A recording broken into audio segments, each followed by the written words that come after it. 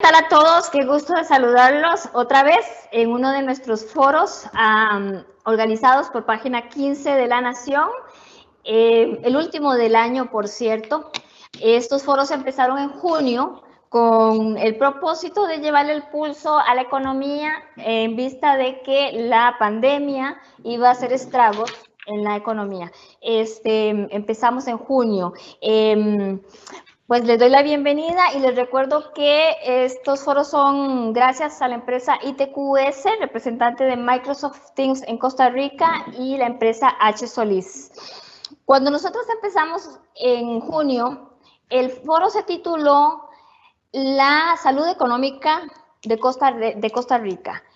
¿Por qué? Porque queríamos saber cómo empezaba el país a ver el asunto de lo que estaba sucediendo. El gobierno estaba enfocado en la crisis sanitaria. Nosotros sosteníamos que debía también haber un equipo informando semana a semana cómo estaba la salud económica del país, o sea, cómo íbamos. Bueno, llevamos 9 meses y las cosas se pusieron difíciles, muy difíciles, y hoy por hoy hay 526,000 personas que no tienen trabajo. Un informe de la Contraloría dice que en lo que llevamos de estos 9 meses, 2.529 millones se han utilizado en préstamos. Esos 2.529 millones eran préstamos que se iban a utilizar en el plan de descarbonización, se pasaron para atender la emergencia. 2.529 millones. Pero fíjense ustedes que dice la Contraloría, que la mayor parte de ese dinero se utilizó para gasto corriente. Cuando hablamos de gasto corriente no me estoy refiriendo a los bonos proteger. Los bonos proteger, según esto, se han utilizado solamente 300 millones. Hay una partida que no ha sido ejecutada, eso no se ejecutó en diciembre y eso eran dinero para bonos proteger. Pero el grueso de esos 2.529 millones se utilizaron para gasto corriente. Entonces, dice hoy el informe de la Contraloría, dice que a fin de mejorar el equilibrio en las fuentes de financiamiento, se esperaría disponer de la autorización de la Asamblea para emitir votos en el mercado internacional, en cuyo caso Hacienda podría presentar el proyecto el primer semestre del 2001. Es relevante recalcar la importancia que esta facultad al Ejecutivo se convierta en mecanismo que forme parte integral de la estrategia de deuda a mediano plazo y del gobierno central. Y no, noten, autorizaciones puntuales y oportunistas de acuerdo con la coyuntura política. Vuelvo al punto. Muchos dólares que pasaron por la Asamblea se aprobaron y de aquí solamente hay uno de estos préstamos sería por, creo que son 380 millones para los bonos proteger. El resto, eso no incluye la Caja Costarricense de Seguro Social, las transferencias. Ahí está, por supuesto, lo que se le paga, lo que se utilizó para canjear deuda, que fue muy poco, la mayoría para gasto corriente. Bueno, entonces, ¿qué pasa? Que llegamos con una crisis todavía más grande y por eso este foro se titula hoy 4 medidas para generar empleo y atacar el déficit fiscal, porque todavía no estamos atacando el déficit. Las propuestas, como vamos a ver, no son suficientes. Para eso tengo hoy un panel compuesto por economistas y un ingeniero. Voy a presentarlos. En este momento está don Jorge Goodrich, a quien le doy la bienvenida. Don Jorge Goodrich es ingeniero. Buenas noches, muchas gracias por la invitación y ojalá que todos mis amigos ahí participemos y hagamos algo muy interesante para el país. Gracias, don Jorge. También nos acompaña el economista Eli Fensay, a quien le doy la bienvenida y le agradezco de nuevo aceptar estar aquí en uno de los foros de Página 15 de La Nación. Muchas gracias a usted, Giseli, por la invitación al periódico La Nación. Un placer y un honor estar con ustedes, con la audiencia y sobre todo con un panel de esta calidad, con don Eduardo, con don Jorge y con Shirley Saborío. Me mató la sorpresa, aunque ya yo lo había anunciado. Sí, bueno, estamos esperando que doña Shirley se pueda conectar, pero me da mucho gusto presentarles a ustedes a don Eduardo Lizano. Creo que don Eduardo Lizano, como dice toda la gente, es una institución en Costa Rica de la economía, no solamente porque fue presidente del Banco Central, ministro de Hacienda, sino también fue representante en el Fondo Monetario Internacional, y hay muchas cosas que él ha hecho por la economía. Fue uno de los redactores de la ley del Banco Central. Bienvenido, don Eduardo. Buenas tardes y muchas gracias por la invitación. Espero que estemos cambiando impresiones durante una hora, hora y media. Muchas gracias. Gracias a usted más bien por aceptar la invitación. Y bueno, entonces empecemos de una vez en este foro titulado 4 medidas para generar empleo y atacar el déficit fiscal.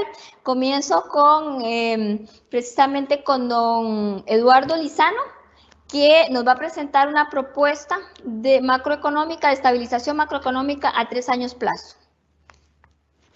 Adelante, don Eduardo. Buenas tardes. Bueno, realmente a la edad mía tengo la ventaja de que me invitan a conversar de un tema y yo puedo interpretar el tema.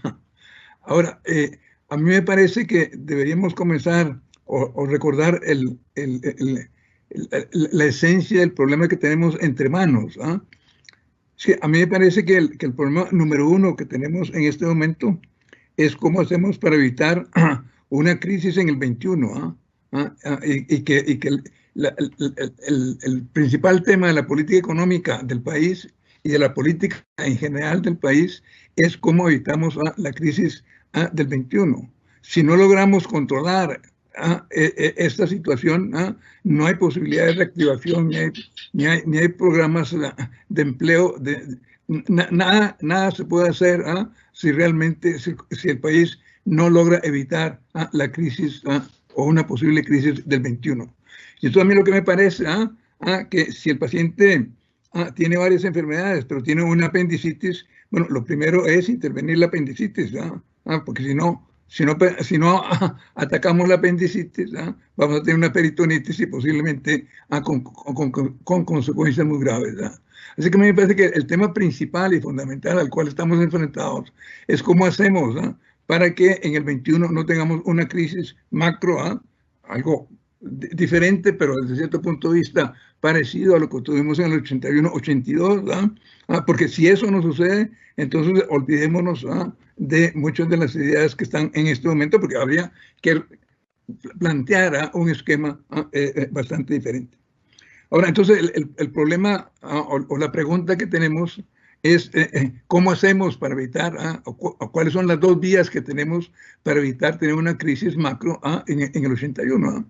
Bueno, y a mí me parece que tenemos dos posibilidades. Si ese es el objetivo de la política económica en el 21, entonces me parece a mí que tenemos dos caminos.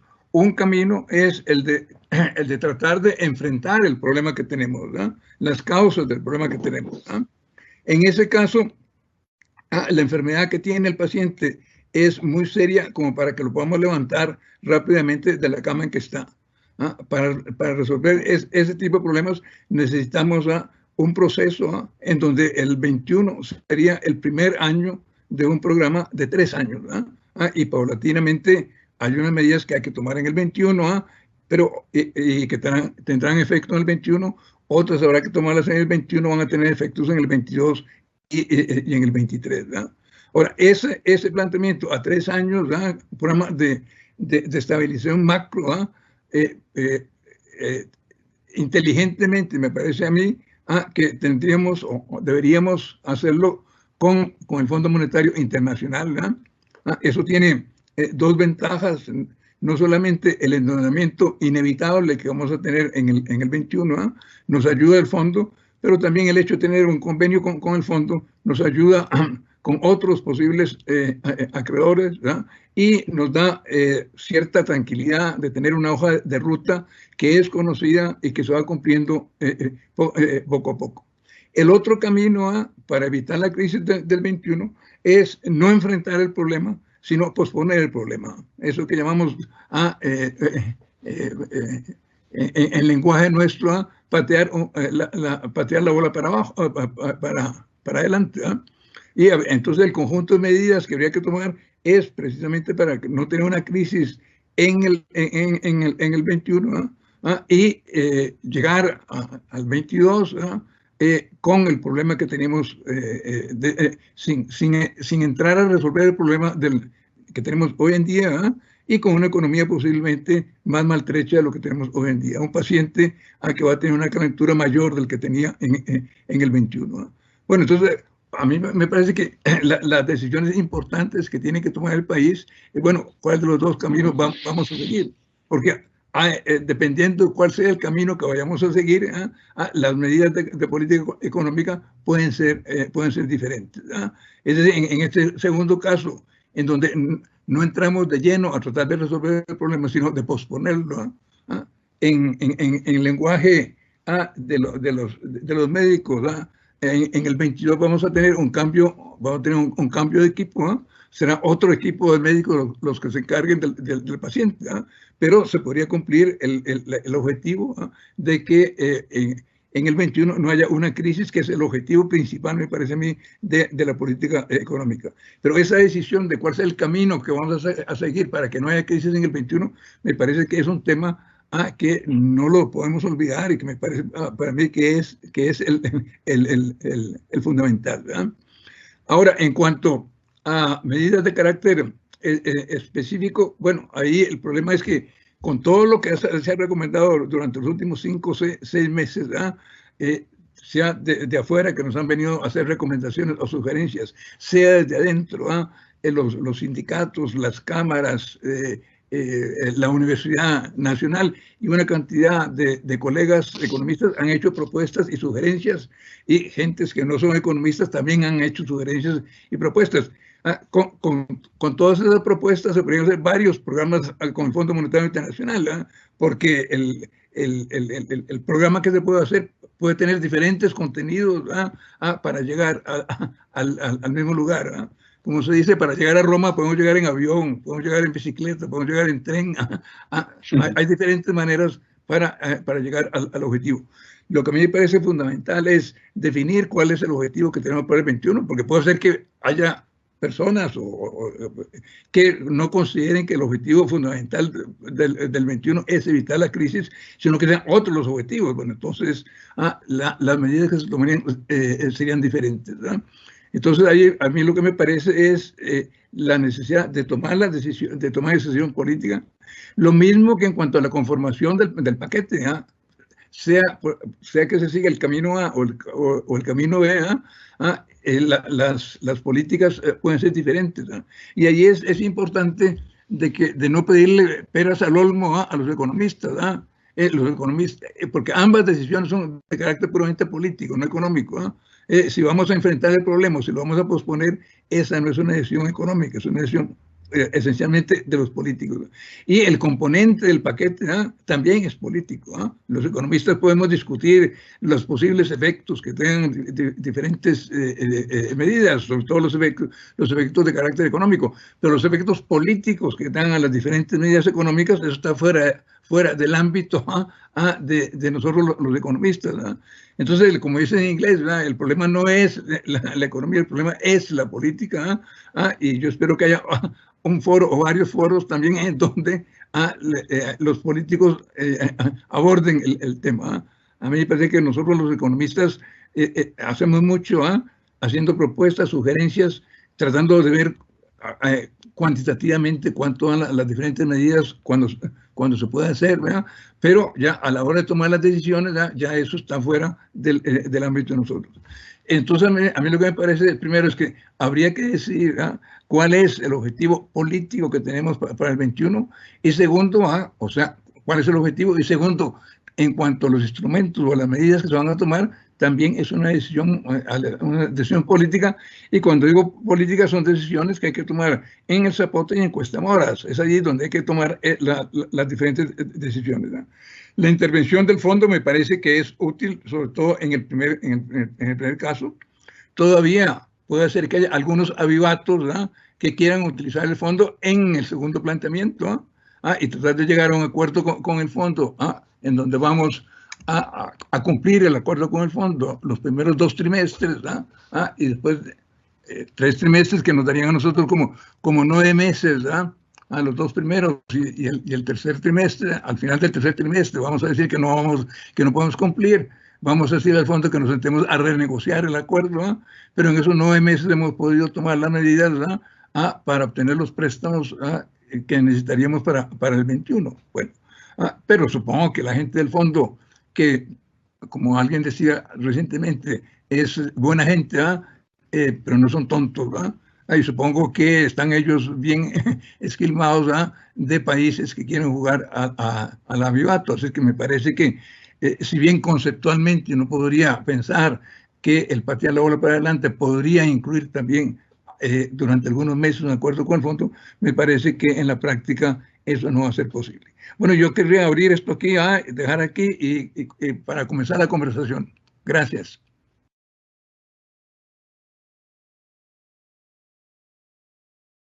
¿No la oigo?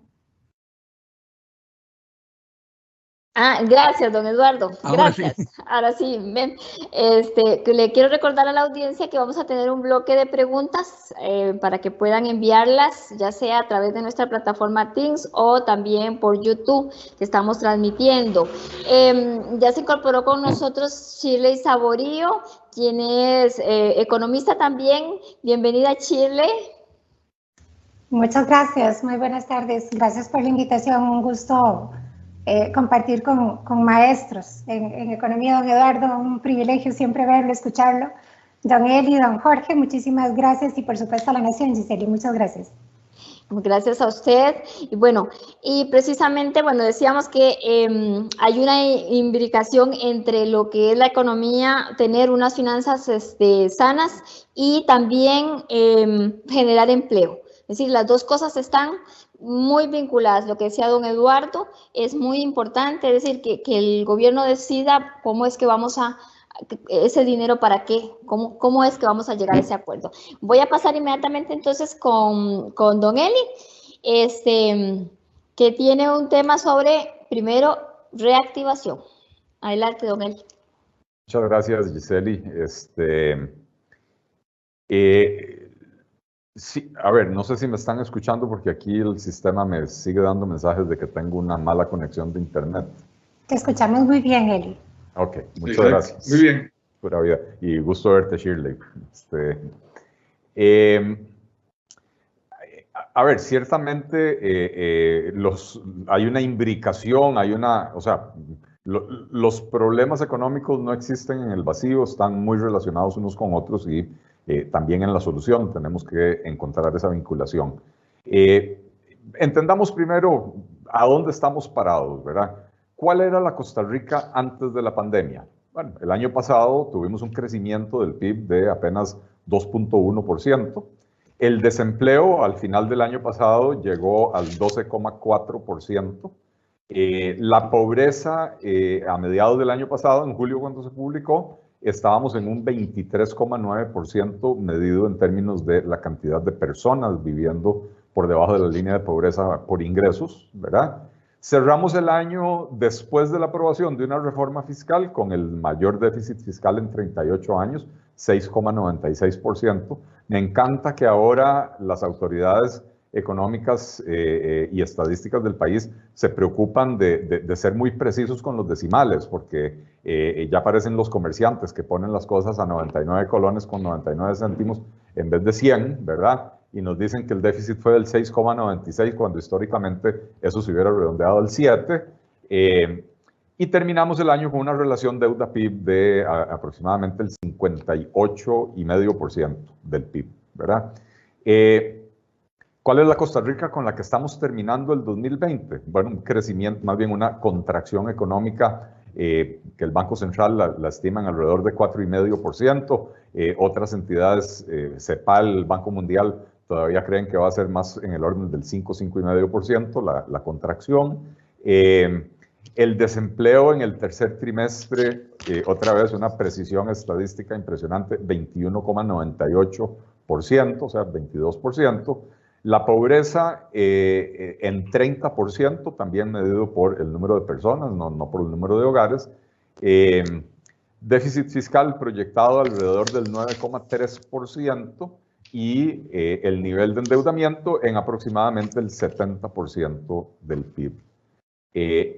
¿Y cuál es la Costa Rica que podemos esperar para el 2021? Bueno, las proyecciones oficiales de crecimiento 2,4%, el déficit fiscal 8,5% el próximo año, ya el año post-pandémico, digamos. La relación deuda-PIB disparándose al 80% del PIB. El desempleo, hay una proyección por ahí de que va a rondar el 18,5%. La pobreza, pues no tenemos idea, ¿verdad? Eso habrá que esperar a que salga el informe. Entonces, ¿cuál es el panorama?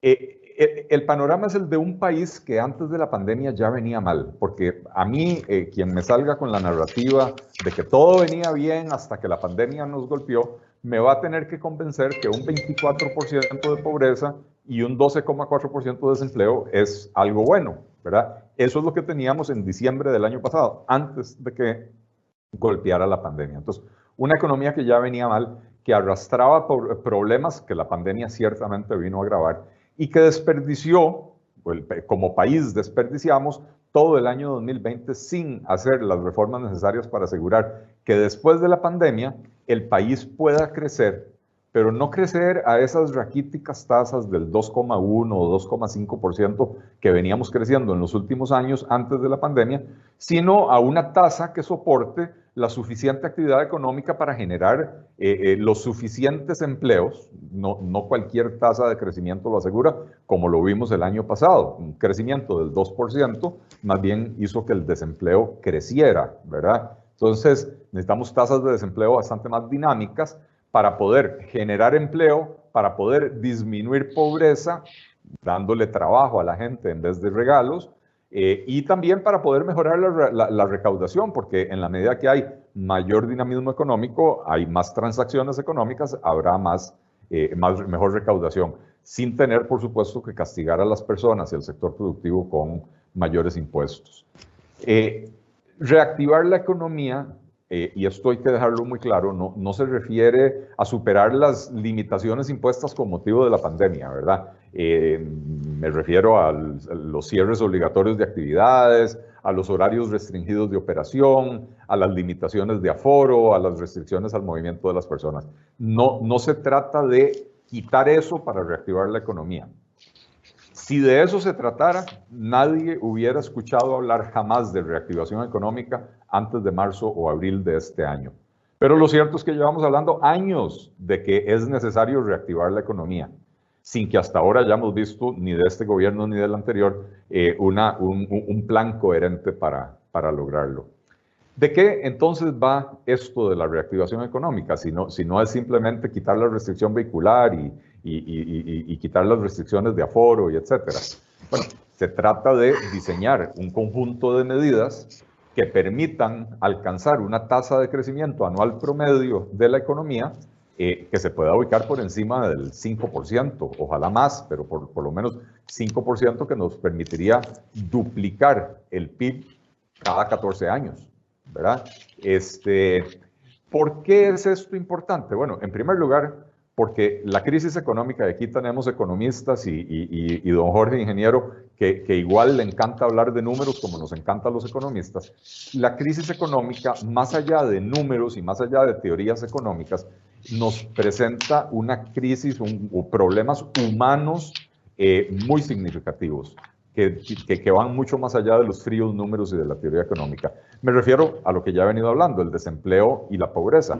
Cuando un país tiene entre una cuarta parte y una quinta parte de la población desempleada, o de la fuerza laboral desempleada, y el problema no se limita al desempleo, porque tenemos un problema severo de subempleo, tenemos además otro problema, y es que con motivo de la crisis, la fuerza laboral ha disminuido, es decir, la cantidad de gente que ha salido de la fuerza laboral porque simple y sencillamente se ha dado por vencida y dejó de buscar trabajo, es una cantidad de gente importante. Y esas personas que han salido de la fuerza laboral y que por ende las estadísticas no las pintan de desempleadas, siguen siendo personas con problemas de empleo. Son personas que necesitan conseguir trabajo, ¿verdad?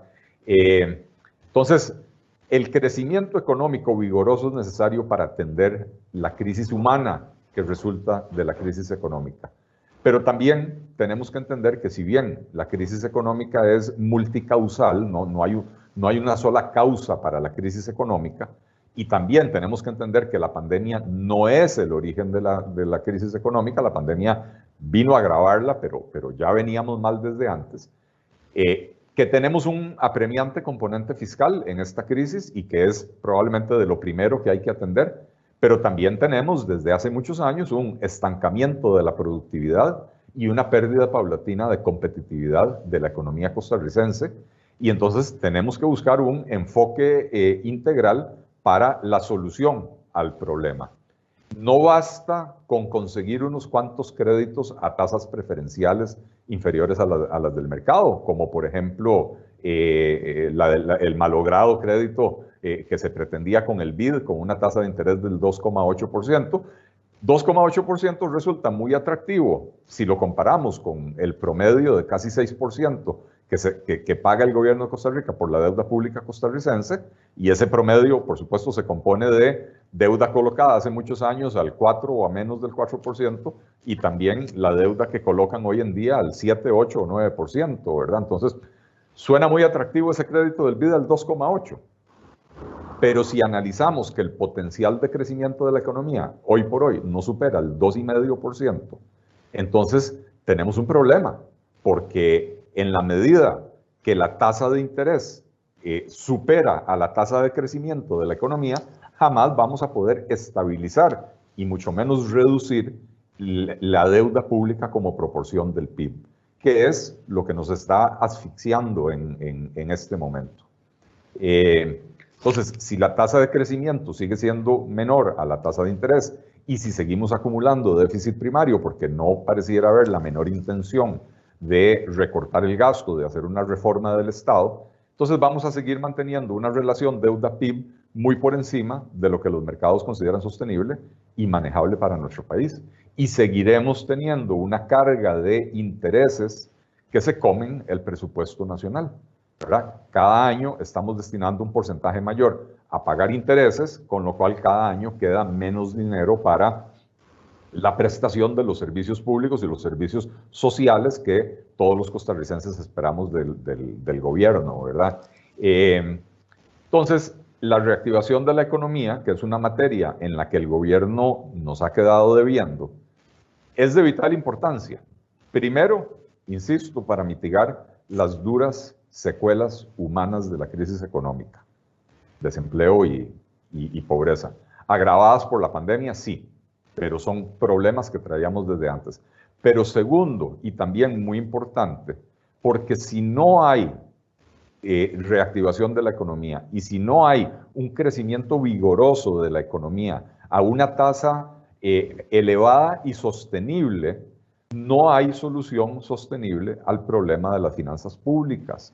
Y entonces cuando el gobierno nos viene y nos sale con que van a proponerle al Fondo Monetario Internacional un ajuste de 3 puntos porcentuales del PIB, cuando uno hace el análisis y las proyecciones a 5, 6, 8 y 10 años plazo y se da cuenta de que el ajuste necesario tiene que ser por lo bajo del 4,5%, idealmente de alrededor de 6 puntos porcentuales del PIB, ¿verdad?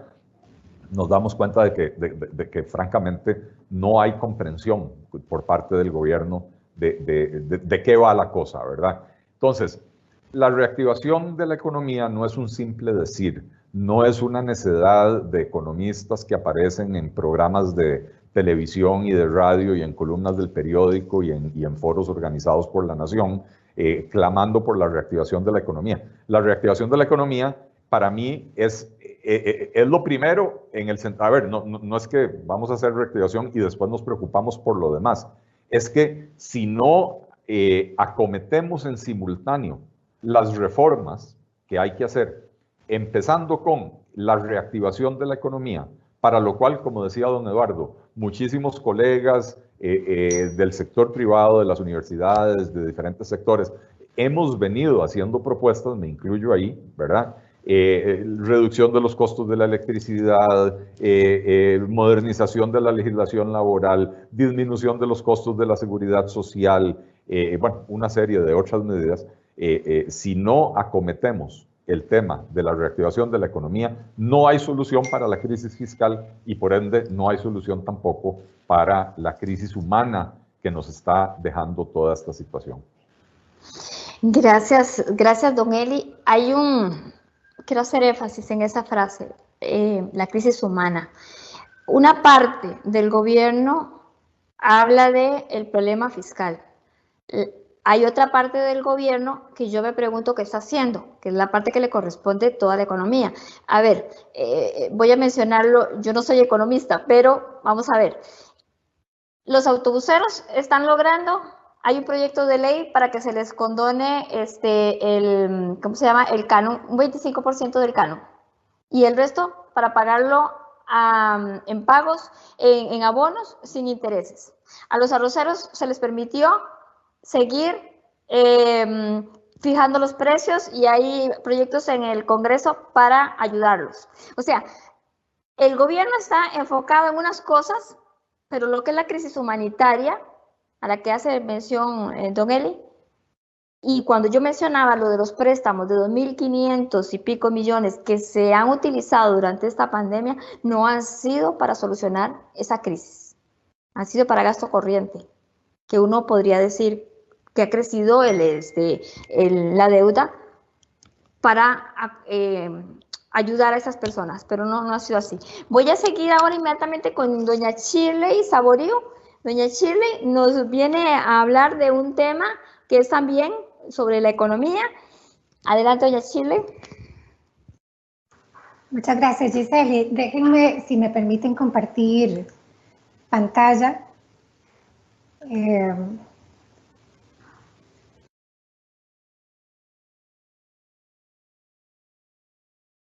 Han dicho. Pero sí me parece que es un tema que es importante y esto es recalcar lo que venía diciendo don Eli anteriormente. Ciertamente la pandemia nos agarra en muy mal momento porque ya estábamos resfriados, ¿verdad? Ciertamente. Entonces, lo cierto es que no es lo mismo esta pandemia con una tasa de crecimiento del PIB del 6-7% que con una tasa que veníamos del 2.1% para el año 2019. Pero también es cierto que vean lo que pasó en el veníamos con tasas de desempleo del 12% y en el segundo trimestre del año 2020, de este año, subimos a 24%. En el tercero, perdón, ya se ve que es un 22%, pero ciertamente entonces tenemos un problema real de la economía. Porque no voy a hablar de la parte fiscal, podríamos hablar mucho del tema fiscal, pero como bien dice don Eduardo, digamos que el tema económico en este momento está siendo superado por el tema político, ¿verdad? Porque la discusión es más de orden político, en particular por el momento político en el que nos encontramos también, ya empiezan los juegos electorales, pero lo cierto es que tenemos personas, muchas personas que son dolientes en este momento de esta crisis, y vemos que, por ejemplo, se duplica la tasa de desempleo prácticamente. Vean lo que está pasando, pasamos de un 12,2 a octubre de este año, 12,2 en octubre del año pasado a un 22% para este año y la tasa de presión general es del 30%. Esto es enorme, pero cuando lo vemos en hombres y mujeres, lo que estamos viendo es aquí que tenemos que la tasa de desempleo de las mujeres crece del 17 al 30%. La de los hombres también, por supuesto, está creciendo muchísimo y la tasa de ocupados en subempleo, como dice don Eli. Si estas personas no estuvieran subempleadas, Giseli, lo que estaríamos viendo entonces es muchísimo más pobreza. Pero lo cierto hoy es que tenemos 526.138 personas desempleadas. Esto es un drama absoluto. No podemos, como país, que nos preciamos de ser un país que está en vías de desarrollo, que está a las puertas de la OSDE, permitir que mantengamos estos niveles de desempleo y aumenta el subempleo. Pero también la parte más crítica es que somos un país más pobre, tenemos muchísimo más pobreza y esto realmente es un retroceso, una política social espantosa. Y esto pasa porque como la pobreza se mide por línea de ingreso, pues efectivamente esto pasa por los puestos de empleo y pasa por la reactivación económica, como bien decía don Eli. y que comentaba don Eduardo con el tema de si el Fondo Monetario sí, Fondo Monetario no. Esta no es la discusión. La discusión es cuál es el país que queremos. ¿Cuál es el país que queremos en los próximos 5 años y cuál es el país que queremos para los próximos 10 y 20 años? Tenemos que pensar en el largo plazo y ciertamente hoy lo que tenemos es un retroceso enorme en temas de pobreza, pero además somos un país más desigual.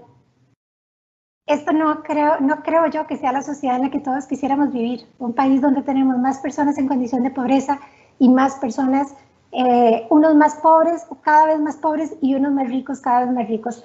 Deberíamos entonces tratar de pensar en temas para poder paliar esto.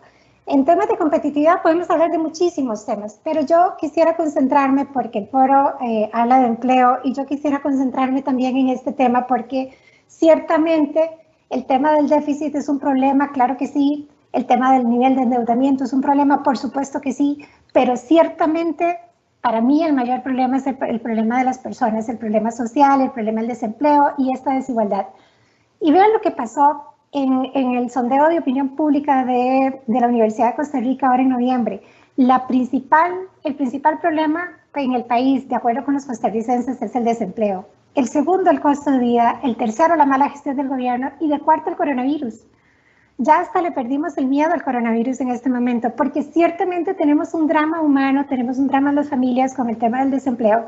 Y lo cierto es que tenemos que pasar a las propuestas. Y yo quisiera, si me lo permiten, hacer algunos planteamientos que como Consejo de Promoción de la Competitividad hemos planteado. Y es que el mundo cambió. El mundo cambió, pasamos de lo físico a lo virtual. Pensamos, ¿verdad? Y hablábamos de la cuarta revolución industrial, y hablábamos del teletrabajo, y hablábamos de muchas cosas, pero lo cierto es que la pandemia nos vino a imponer un cambio. Y hoy de la conectividad depende nuestros trabajos, nuestro estudio, nuestra interacción social, el tema del turismo, por ejemplo, los trámites de gobierno. Y afortunadamente la pandemia nos alcanza cuando ya tenemos una apertura en telecomunicaciones. Y esto es un tema que es importante. La línea roja es Costa Rica. Y vean que nosotros estamos con la penetración móvil que ha aumentado incluso por encima de los países miembros de la OSDE. Y esto es importante porque esto ha ayudado entonces a que haya personas que puedan seguir trabajando desde sus casas y que haya niños que pudieran seguir estudiando desde sus hogares. Sin embargo, ha beneficiado, la apertura de las telecomunicaciones también a los ingresos de hogares bajos. Sin embargo, la pandemia dejó al descubierto que tenemos una brecha digital. Y tenemos una brecha digital que no es unidimensional, sino multidimensional. Esto depende de la edad de las personas, la zona geográfica donde vivan, el nivel socioeconómico, el acceso a la tecnología y las brechas. Y también puso al descubierto que tenemos graves problemas de acceso a la conectividad. Y hoy Giseli y compañeros, lo cierto es que el tema de la conectividad es un tema esencial hoy, porque podrían estarse generando muchísimos empleos si las personas tuvieran buenos niveles de conectividad. El 67%, de acuerdo con la encuesta de hogares del 2019, el 67% de los estudiantes de la región central tenía conexión a internet desde su hogar y el 29% solo lo tenía a través de un celular. El 46% de las suscripciones a internet no superaban los 10 megas. La conexión desde el hogar de quienes estudian en la región Guatán Norte, Caribe y Brunca rondaban el 40%. Según Estado de la Nación, 1 de 4 docentes no contaba con conexión estable a internet. Estamos hablando del 2019. Y entonces aquí es cuando uno dice, bueno, ¿por qué no estamos haciendo algo más rápido?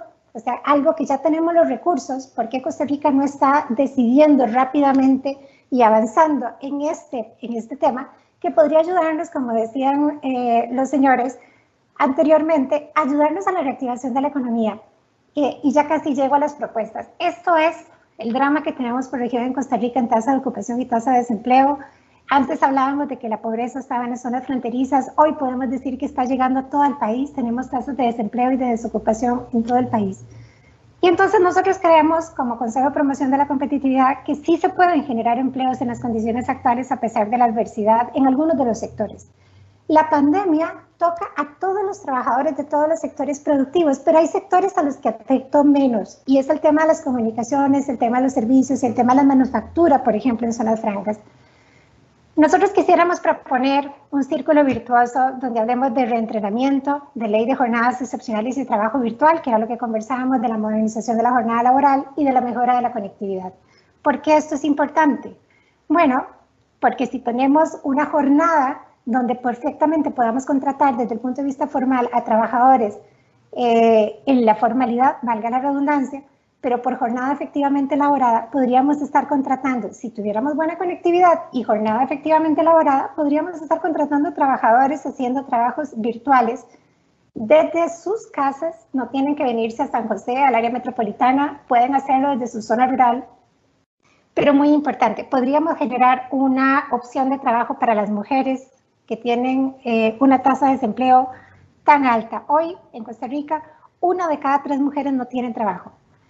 Y eso es un drama, eso lo tenemos que abordar. Y en el caso de los jóvenes también. Bueno, pues esta opción le podría permitir a las mujeres y a los jóvenes tener un trabajo que sea formal además para poder mejorar el tema de las condiciones y el tema de la cobertura social. Pero el otro tema también es que nos permitiría promover la atracción de nómadas digitales. Esto es un tema que es importante. Y Costa Rica no ha avanzado. Debo decir que en los últimos años hemos estado parqueados en algunos de los temas, no hemos avanzado y tenemos que avanzar rápidamente. La OECD nos dice que Costa Rica está rezagada en el tema de gobierno digital y que además somos un país caro en temas de conexión a Internet. Y nosotros creemos, por ejemplo, solamente para citar 2 ejemplos, en el caso de reentrenamiento, no sé si saben, pero el gobierno de la República da, a través del Programa Nacional de Empleo, da becas a personas que son becas que da por 12 meses para estudiar 15 horas semanales, son 190,000 colones al mes. Pero la tasa de empleabilidad de estos chicos es del 20%. O sea, con lo cual tenemos un 80% que estamos gastando el dinero, pero no lo estamos aprovechando.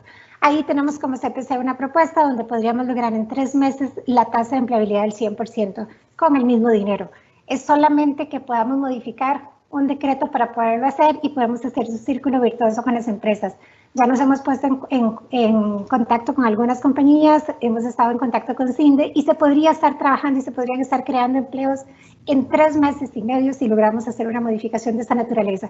Los mismos recursos, solo que utilizados de forma más efectiva. El otro tema es que tenemos una propuesta de ley que es para crear una reforma de trabajo virtual, una propuesta de trabajo virtual. Y aquí es poder contratar a las personas, si la persona vive en Osa, si la persona vive en Cotobruz, si está en Ojancha, las contratamos virtualmente, firman virtualmente el contrato, digitalmente el contrato, se les manda a las computadoras y las personas empiezan a trabajar. Pero ¿qué pasa si tenemos la jornada y no tenemos la conectividad? No se puede contratar a las personas, ¿verdad? Ya hoy Amazon, por ejemplo, genera empleos y Sykes están generando empleos en zonas rurales, de forma virtual, lo están haciendo exitosamente, pero podrían estar haciendo muchos más con muchas otras empresas. Se podría estar haciendo más si tuviéramos buena conectividad, pero no la tenemos. Y nosotros sí creemos que eso es un tema que es importantísimo, se necesita, tenemos el proyecto de ley, seguimos esperando que se apruebe el de jornadas excepcionales, y cuando digo que jornadas excepcionales, tenemos 14 años de estar esperando ese proyecto de ley, es impresionante que 14 años después, bajo todas estas condiciones, todas las oportunidades que tenemos y seguimos sin pensar en este tema que nos parece importante y que podría ayudar de nuevo a mujeres con responsabilidad de cuidado y a los jóvenes. Y el tema más importante, porque el tema de la conectividad depende exclusivamente del Poder Ejecutivo. Costa Rica aspira a tener una mejor conectividad fija. Nosotros queremos estar entre los 10 países, entre los principales 10 países de la OECD. Somos un país pequeño y podríamos tenerlo. Hoy tenemos niveles como Chile, Colombia. Nuestro nivel de banda ancha, por ejemplo, de fibra óptica, perdón, está al 17% y la OECD en 32%, y nosotros creemos que deberíamos aspirar a esto porque además tenemos los recursos para hacerlo. En conectividad móvil, tenemos que terminar de disponibilizar la cuarta red, digamos, tenemos que avanzar en el 4G, iniciar el camino de 5G cuanto antes. Esto nos permite más valor agregado para las empresas, pero nos permite además mayor cobertura. Tenemos que avanzar. ¿De quién depende esto? Del Ministerio de Ciencia y Tecnología, nada más. O sea, en realidad lo que tiene que hacer el gobierno de la República es solicitar las bandas o los espacios del espectro que no se están usando. Podrían ser recursos públicos que se pueden recuperar, incluso son más recursos para Fonatel para mejorar la conectividad en zonas rurales. ¿Qué hay que hacer? El Plan Nacional del Desarrollo de las Telecomunicaciones, que es 2021-2026, podría ayudarnos a mejorar estas cosas. El gobierno de la República presenta un proyecto de alfabetización digital donde se le pasan recursos de Fonatel al Ministerio de Educación. ¿Eso se necesita? No, no se necesita. Se podría hacer ahí donde está. ¿Qué se necesitan? Proyectos buenos en el Plan Nacional del Desarrollo de las Telecomunicaciones. ¿Qué se necesita? Que el MISIT y el MOB tomen en cuenta también esta conectividad a la hora de hacer obras viales, que el Ministerio de Hacienda publique la resolución sobre el canon municipal, establecer un programa de gobierno central y gobiernos locales para mejorar la infraestructura digital y establecer, muy importante, la hoja de ruta para poner a disposición la banda 700 y abrir el camino para la 5G. Esto nos podría ayudar, y hablábamos con Cindy y decíamos, no solo nos mejora la carta de venta de Costa Rica para la inversión extranjera directa, sino que finalmente lo que podríamos hacer, ya hoy tenemos identificadas por lo menos unas 10 empresas que podrían estar creando empleo rápido si tuviéramos esta buena conectividad. SUTEL, mejorar el Plan Nacional de Desarrollo de Telecomunicaciones para que Fonatel pueda efectivamente generar todos estos fondos. Hay gente que se preocupa porque Fonatel tiene muchos fondos.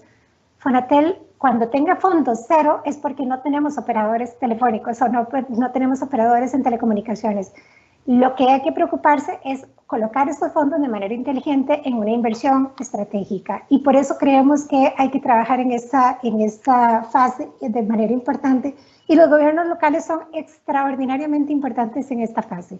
Y ya finalmente aprobar el proyecto de trabajo virtual, que nos parece que es un tema importante que nos podría ayudar a generar empleos formales para personas con responsabilidad de cuidado y que personas que puedan tener hasta 2 trabajos, que eso nos podría parecer importante. Y el tema del reentrenamiento y el reskilling, que son todas estas 500,000 personas que están sin trabajo que podrían con un curso rápido, y estamos hablando, por ejemplo, especialistas en nube, estamos hablando de especialistas, por ejemplo, en contabilidad y finanzas para operadores móviles. Estamos hablando, por ejemplo, de ciberseguridad, algunos de estos clusters que nos parece que son importantes y que podríamos estar avanzando. ¿Y qué podríamos estar generando? Un círculo virtuoso, donde se generen empleos virtuales dentro y fuera de GAM, donde podríamos generar empleo para mujeres y jóvenes, donde permite la retención de talento a propósito de la grave situación, permite la posibilidad de contar con varios empleos, mejora la carta de presentación de Costa Rica para futuros inversionistas, creamos oportunidades en áreas rurales que nos parece importante, promovemos nómadas digitales y sin lugar a duda mejoramos la competitividad a través de una mejor cobertura, banda ancha, mejor precio y más servicios. Y quiero agregar ya para finalizar el tema de gobierno digital. Se acaba de aprobar este tema, eso es importantísimo, pero en la medida en que todo esté digitalizado, en esa medida vamos a poder tener muchísima mejor visibilidad todos. ¿Cuál ha sido la mejor, y de acuerdo con la experiencia de Costa Rica, la mejor medicina para reactivar la economía? La mejor medicina es confianza. Cuando los inversionistas tienen confianza, no importa si son nacionales o extranjeros, cuando hay confianza, hay inversión. Hoy no hay confianza. No hay confianza en lo que viene mañana, no hay confianza sobre las medidas económicas que se vayan a tomar pasado mañana, no hay confianza de si el crédito del Fondo Monetario, del BID, que repito, no es lo importante. Lo importante es esa hoja de ruta que decía don Eduardo, ¿cuál es el país que queremos? Bueno, nosotros lo que queremos es un país donde estemos hablando de lo importante, donde estemos hablando de la educación y de los temas álgidos que tengan que ver con temas de competitividad y no que estemos en este momento entretenidos y presos de problemas políticos por falta de claridad o liderazgo. Y yo me quisiera quedar ahí, Giselle. Gracias, Shirley. Cuando escucho hablar de Fonatel, a mí hasta que me erizo, ¿no? De solo pensar 300 millones de dólares en 10 años ociosos. Es decir, una negligencia absoluta. Cuando se venía hablando de las supercarreteras, desde hace como 15 años, de que los países debían preocuparse más por la supercarretera digital que por las carreteras físicas, porque iba a llegar un momento, hace 15 años, en que iba a llegar un momento en que íbamos a depender más de la parte digital que de lo físico. Bueno, nos alcanzó el tiempo, nos llegó, nos alcanzó y nos quedamos tirados. Muchas gracias, Chile, fantástico. Todo gusto. Yo creo que la pandemia, perdón Giselle, que te interrumpa, creo que la pandemia nos adelantó, porque si hace 15 años no lo tomamos en serio y hace 2 años creíamos que esto no era con nosotros, hoy la pandemia nos impuso una realidad distinta y tenemos la oportunidad para hacerlo porque los recursos existen, bien lo decís. Sí, no, y vos acabas de decir, ahí hay entrenamiento y todo lo demás. Es decir, aquí no hay necesidad de leyes, o sea, estamos hablando de que todo está ahí, hay unas leyes que hay que aprobar, pero hay otras cosas que es simplemente de la voluntad política, como decía don Eduardo de nuevo, ¿verdad? Estamos ante problemas en que la gente es la que tiene que actuar, pero no vemos que actúen por el lado correcto, sino más bien hay acciones que van por el lado, yo pienso, y ahora lo vamos a comentar. Aquí está Jorge Goodrich, que tiene también una ponencia con respecto a esto del empleo. Muy buenas noches. Bueno, ya Chile dijo bastante lo que yo tenía que decir, y también los economistas Eduardo y Eli. Bueno, a mí me preocupa, por ejemplo, lo que está sucediendo con los presupuestos a nivel de salarios. Los salarios en el sector público, y se van a dar unos numeritos aquí, entre el 2014 y el 2019, o sea, en solo 5 años, aumentaron en $1 billón, o sea, es el 3.25% del PIB. Mientras no arreglemos el asunto del empleo público, todos los ingresos nuevos posiblemente se van a ir en más salarios y en más aumentos. Hoy por hoy las necesidades para el 2021 están apuntando a un 15.6%, las necesidades de financiamiento. Un 15.6 en el 2021, un 14.6 en el 2022, un 14.4, con déficit de 8, 7.7 y 6.8. O sea, la situación macro es complicada. El presupuesto, 25% del presupuesto se va en remuneraciones, el 24% en deuda, el 19% se va en intereses y en transferencias se va el 25%. Yo creo que el problema más serio que tenemos hoy por hoy, ¿ya?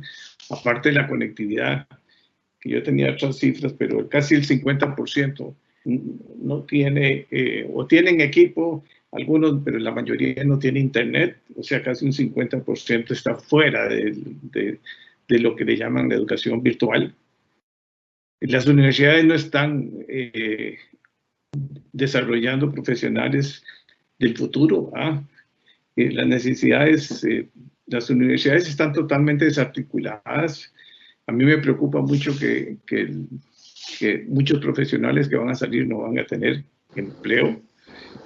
Y tampoco estoy de acuerdo con que hagan curvas para mejorar los números de las promociones en los colegios. Y en las universidades, sobre todo, se aumentaron el presupuesto casi en un 35%. Antes era el 1% en el 2007 del PIB. Ahora es el 1.35%, o sea, crecieron casi un 16%. O sea, aquí hay que tomar medidas drásticas, si no seguimos con las universidades como van públicas, donde de las 91 carreras que sacaron, solo 9 carreras tienen que ver con STEM, ¿verdad?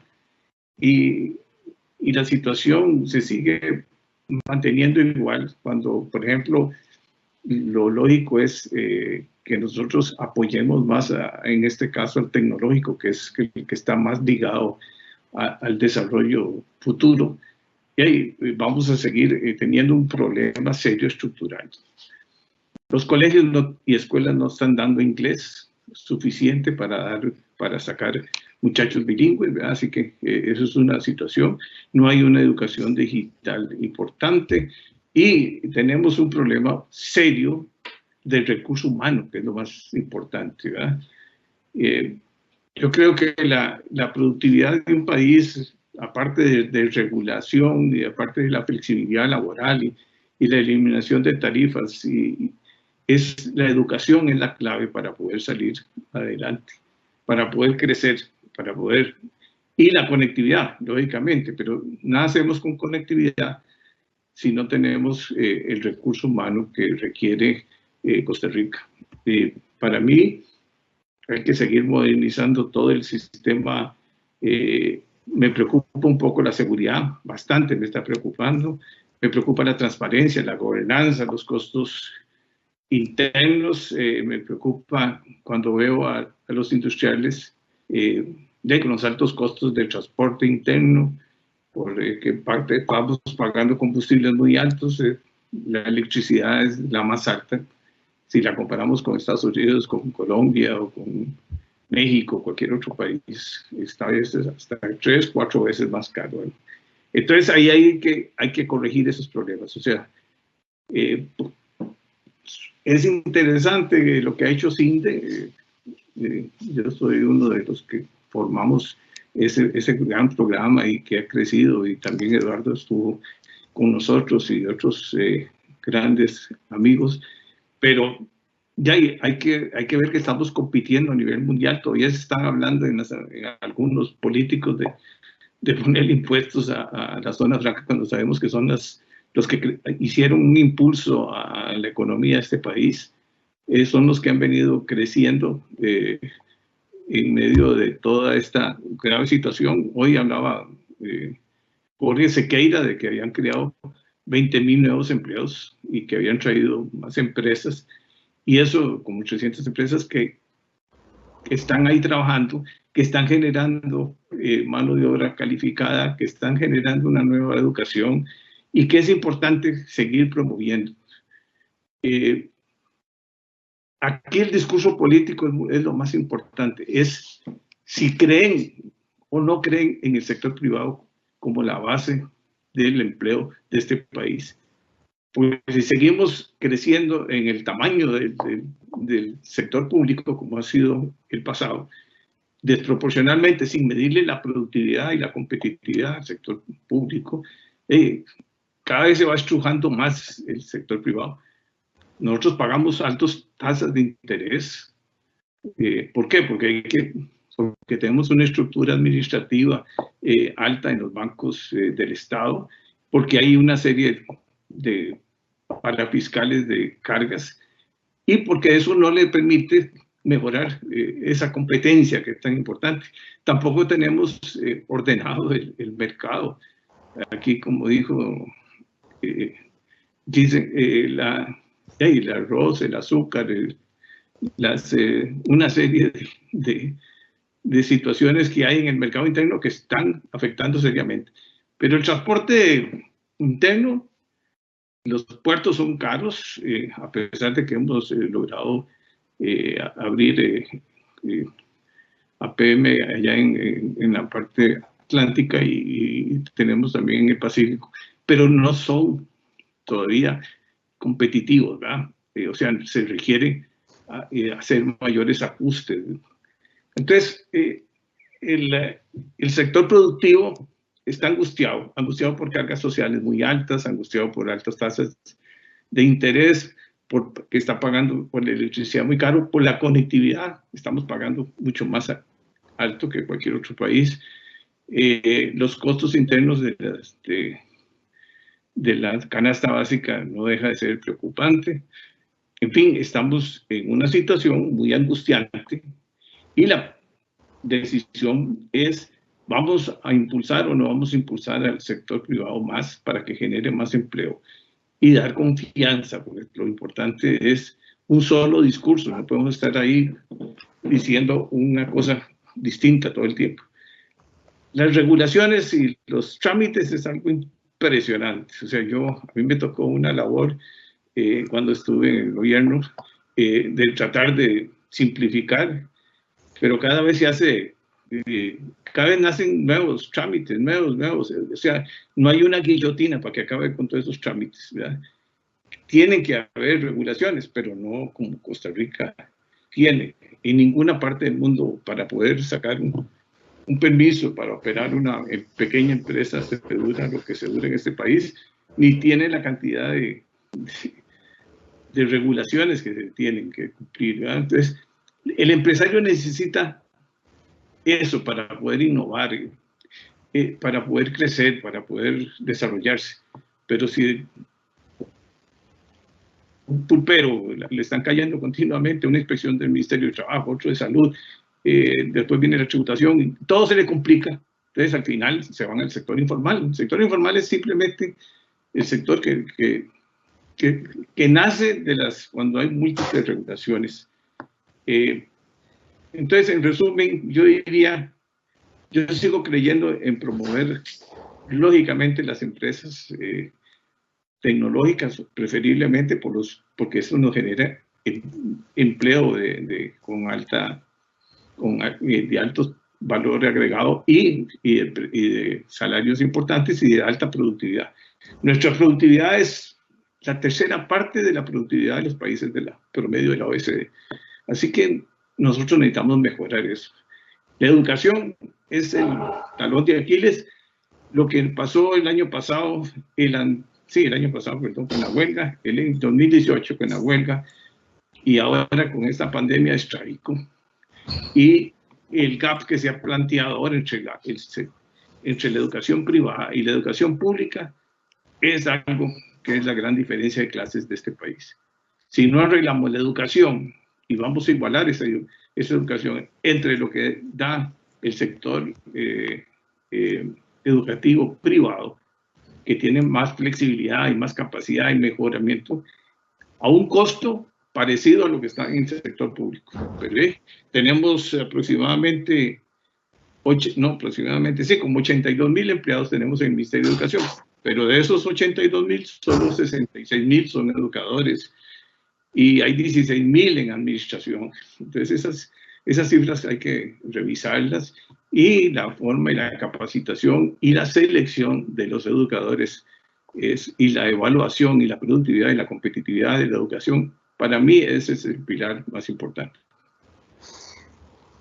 Gracias, Jorge. Hay que recordar un dato que yo había mencionado en otro foro.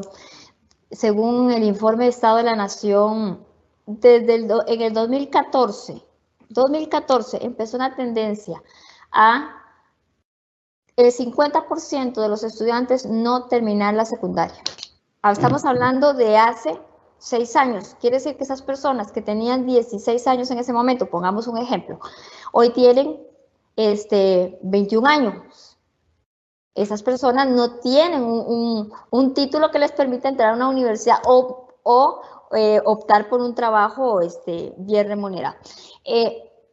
Si seguimos de esa forma, si el 50% de los estudiantes no terminan la secundaria y hay que reentrenarlos, quizás eso sea un punto medular, y es un poco también lo que decía Chile. O sea, el reentrenamiento para estas personas es un reentrenamiento para el que hay en este momento dinero, pero falta voluntad política. Entonces, hay que fortalecer la educación para que haya gente que pueda trabajar para que se pueda graduar en las materias STEM. Pero también tenemos los otros que no están graduados y que tienen que también tener oportunidades, porque hay gente que no se graduó no porque dejó el colegio o no, simplemente porque no podía. Y hoy por hoy, los que están desconectados de internet, ya vemos un año completo. Bueno, voy a pasar en este momento, no sé si don Eduardo quería agregar algo, porque me había dicho que... ¿No? Para hacerle la pregunta. Pues yo puedo participar, no sé si es el momento oportuno, o usted va a manejarla dándole la palabra a algunos oyentes, algunas preguntas, yo puedo participar, ¿verdad? Bueno, voy con las preguntas. La primera pregunta es precisamente para usted. Se la hace la economista Anaís Villalobos. Doña Anaís Villalobos le pregunta: ¿qué opina sobre la posibilidad de negociar la deuda interna con las instituciones de gobierno que actualmente tienen títulos soberanos? Bueno, voy a aprovechar que me hacen esa pregunta para hacer un comentario general primero. Yo estuve escuchando con atención la información estadística, que en algunos aspectos es tétrica, pero a mí me da la impresión, y perdóname que vuelva a mis carneros, a mí me da la impresión de que si vamos a una crisis en el 21, todos esos indicadores van a estar mucho peores, y entonces ahí es donde yo insisto en la necesidad de tener claro que el problema número uno que tenemos en este momento en la economía es cómo hacemos para evitar la crisis del 21. Los empresarios no van a invertir si no hay una ruta y confianza de que en el 21 no vamos a tener una crisis macroeconómica. El peligro y la amenaza de una crisis macroeconómica en el 21 lo que hace es posponer, evidentemente, la toma de decisiones de los empresarios, incluyendo procesos de inversión. Ahora, una de las cosas fundamentales que se requiere, como decía Shirley, es crear un cierto grado de confianza.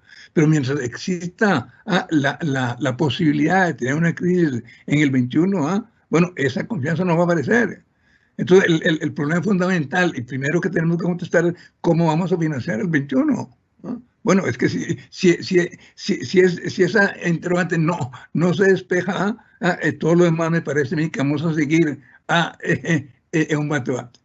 Las posibilidades, yo le contestaría a mi colega que eso depende mucho del camino que vayamos a adquirir.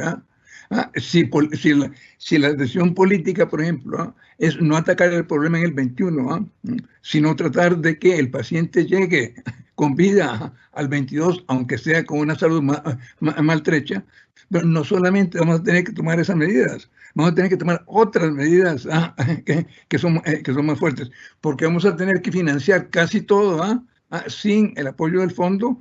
Y entonces las tasas de interés y los plazos que vamos a tener que dar para el aumento de la deuda, aunque lleguemos al 80% que ya está previsto, van a ser en condiciones mucho peores para el país. Otra cosa es, si seguimos el primer camino, que es el de tratar de enfrentar las causas del problema desde ahora, en un proceso de 3 o de 4 años, como estaba previsto anteriormente, bueno, entonces ya ese simple hecho comienza a establecer relaciones de confianza, porque sabemos hacia dónde vamos. Entonces, la posibilidad de que haya una renegociación de la deuda interna de la parte de la deuda pública que tienen las empresas públicas es una de las medidas que pueden estar sobre la mesa. Y ahí se pueden seguir mencionando cosas, la renegociación aún de otros depósitos, de otros programas financieros que existen en el país. Todas esas medidas son posibles y deben estar sobre la mesa, pero va a depender básicamente del objetivo que tenemos en el 21. Si en el 21 el objetivo es de que no haya una crisis, bueno, el muñeco se va a diseñar diferente de si ese no es el objetivo que tenemos en el 21. Esta pregunta que sigue es para don Eli. Se la hace don Carlos Conejo. Dice, ¿podría ampliar sobre las bases de la reactivación económica que usted propone? Sí, a ver, con mucho gusto. A ver, no quisiera repetir lo que ya otros han dicho. Creo que la presentación de Shirley fue bastante prolífera en cuanto a propuestas puntuales, específicas, que se podrían adoptar en esa dirección. Quiero rescatar algo a lo que hizo alusión Shirley y también Jorge en cuanto a la confianza, ¿verdad? Tenemos que empezar a tomar medidas generadoras de confianza para poder reactivar la inversión, tanto nacional como extranjera. Y esas medidas de reactivación, o esas medidas, perdón, para recuperar la confianza, pasan en primer lugar por poner la casa en orden, es decir, por poner las finanzas públicas en orden. Y por lo tanto, es parte esencial de cualquier reactivación económica acometer el ordenamiento de las finanzas públicas, y eso necesariamente va a requerir de recortes del gasto, necesariamente va a requerir de la reforma de empleo público, pero abarcando a todos los empleados actuales sin la posibilidad de que quienes tienen salarios bajos se pasen de un solo golpe al salario más alto, y una reforma del Estado, entendiendo que tenemos que adelgazar la estructura del Estado. Pero bueno, esas las voy a dejar de lado. Entendiendo que son vitales, las voy a dejar de lado porque no son estrictamente medidas de reactivación, ¿verdad? Otras que sí tienen que ver, que se han discutido profusamente en diferentes foros, ¿verdad? Sabemos que el costo de la electricidad en Costa Rica está aniquilando a la industria y a buena parte de la actividad económica. También vinimos a descubrir recientemente que, bueno, ya algunos lo sabíamos, pero yo creo que nadie lo había dicho con tanta claridad como don Rodrigo Chávez, ¿verdad? Que básicamente el ICE nos está haciendo un truco contable para pasar inversiones de muy largo plazo como inversiones financieras que amortizan en muy corto plazo y las clava a las tarifas de un solo golpe. Y eso era lo que explicaba el rechazo del ICE a cumplir los mandatos de la Contraloría y de la ley y de la autoridad presupuestaria de adoptar las normas internacionales de información financiera en la presentación de su información financiera, ¿verdad?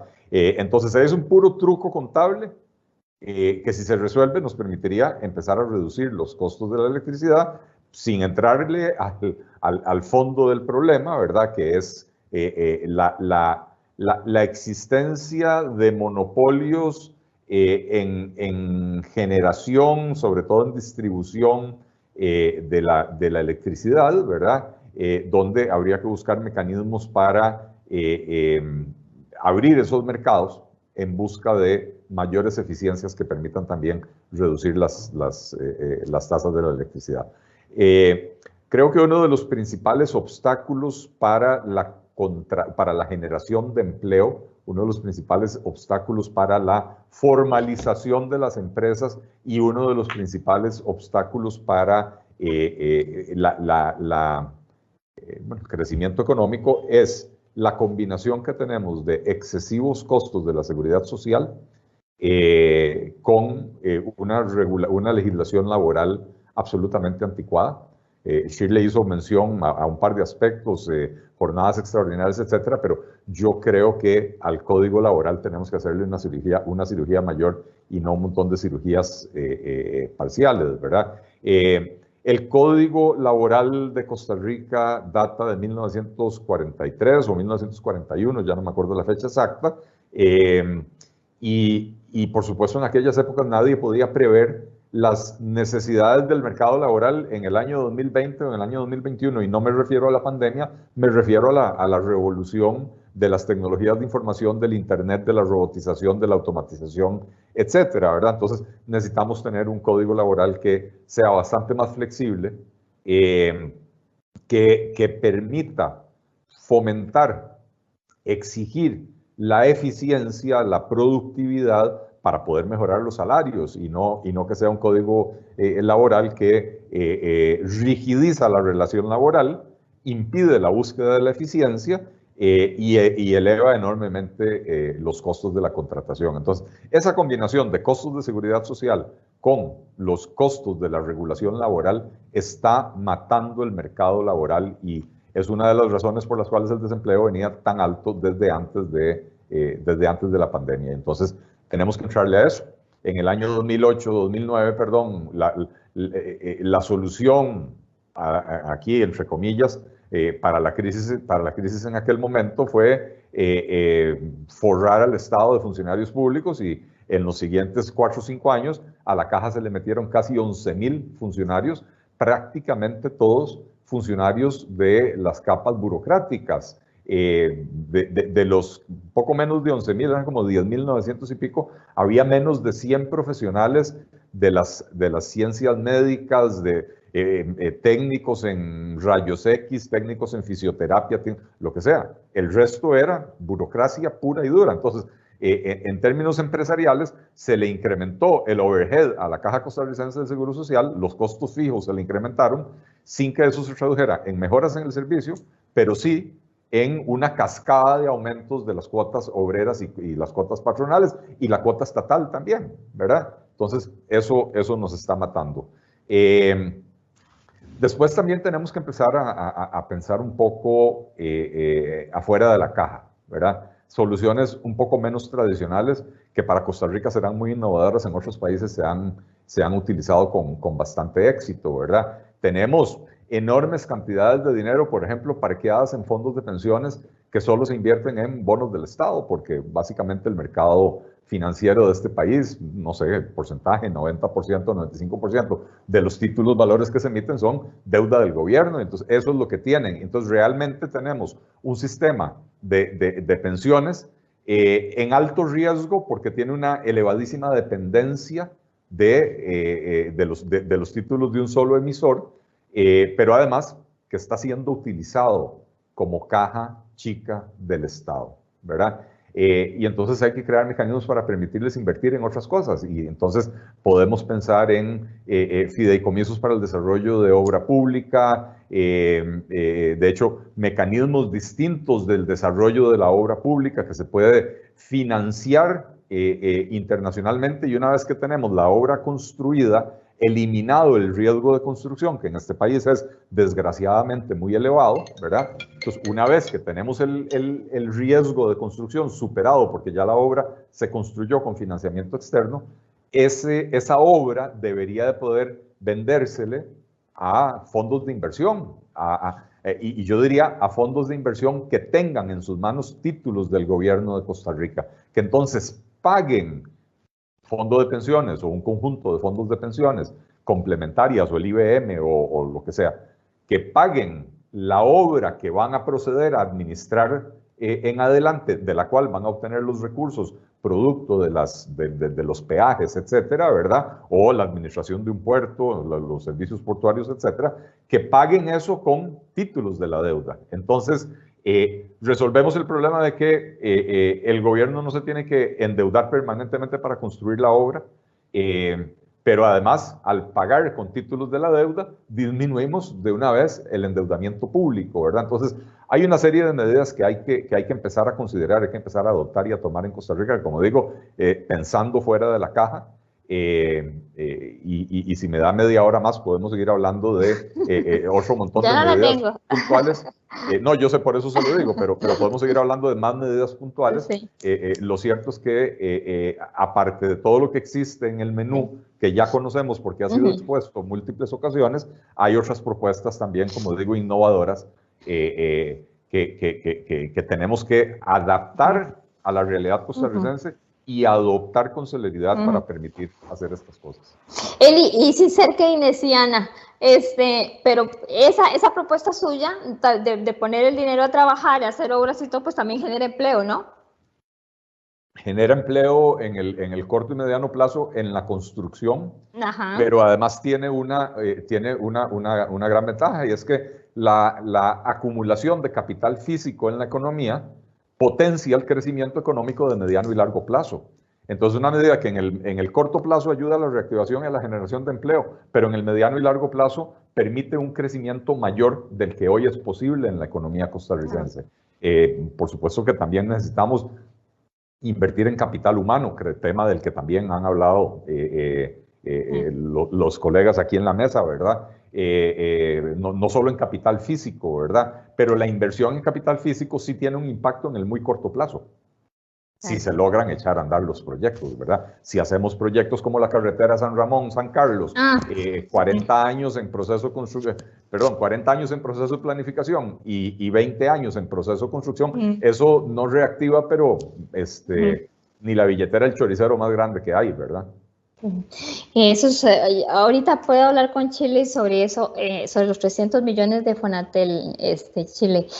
Aquí le dicen a Chile, dice, es importante siempre tener en cuenta que las telecomunicaciones son transversales y capitalizadores de la economía. Para eso el Estado debe crear un entorno habilitador y permitir que los operadores puedan desplegar las redes. Actualmente el mismo Estado, por medio de las municipalidades, MOP, MINA y Hacienda, por ejemplo, están en estos momentos poniendo barreras para que esto suceda. ¿Es así, Chile? Es así, sí, desafortunadamente es así. Cuando hablamos del MOP, por ejemplo, cuando las carreteras van, lo que tenemos que tener claro es que si vamos a tener fibra óptica, sí, tenemos que tener claridad de por dónde va a pasar y que dónde van a estar los cables. Necesitamos tener ese componente también en el desarrollo de la obra pública, pero también el tema de las municipalidades. Hay municipalidades que se resisten todavía 10 años después de la apertura de las telecomunicaciones a la instalación de torres, por ejemplo, y de muchísimo más postería y demás, que nos permitiría además tener muchísimo mejor conectividad. Y el otro tema es que el Ministerio de Hacienda también tiene que ponerse también, digamos, a trabajar en el tema de cuál es el canon que le va a cobrar a las municipalidades por este tema también, para que efectivamente podamos hacer un desarrollo mayor de las telecomunicaciones, entendiendo además que las telecomunicaciones sí son un sector en sí mismo, pero son transversales. O sea, por ejemplo, en el año 2007, me parece, cuando vimos un crecimiento de la economía muy alta, sí, veníamos de un gobierno donde, por ejemplo, se había negociado el CAFTA, pero no se había enviado a la Asamblea Legislativa. Gana un presidente que dice, lo voy a enviar, pase lo que pase, yo lo voy a enviar, voy a empezar a trabajar en eso. Eso es una dosis de confianza para muchas personas.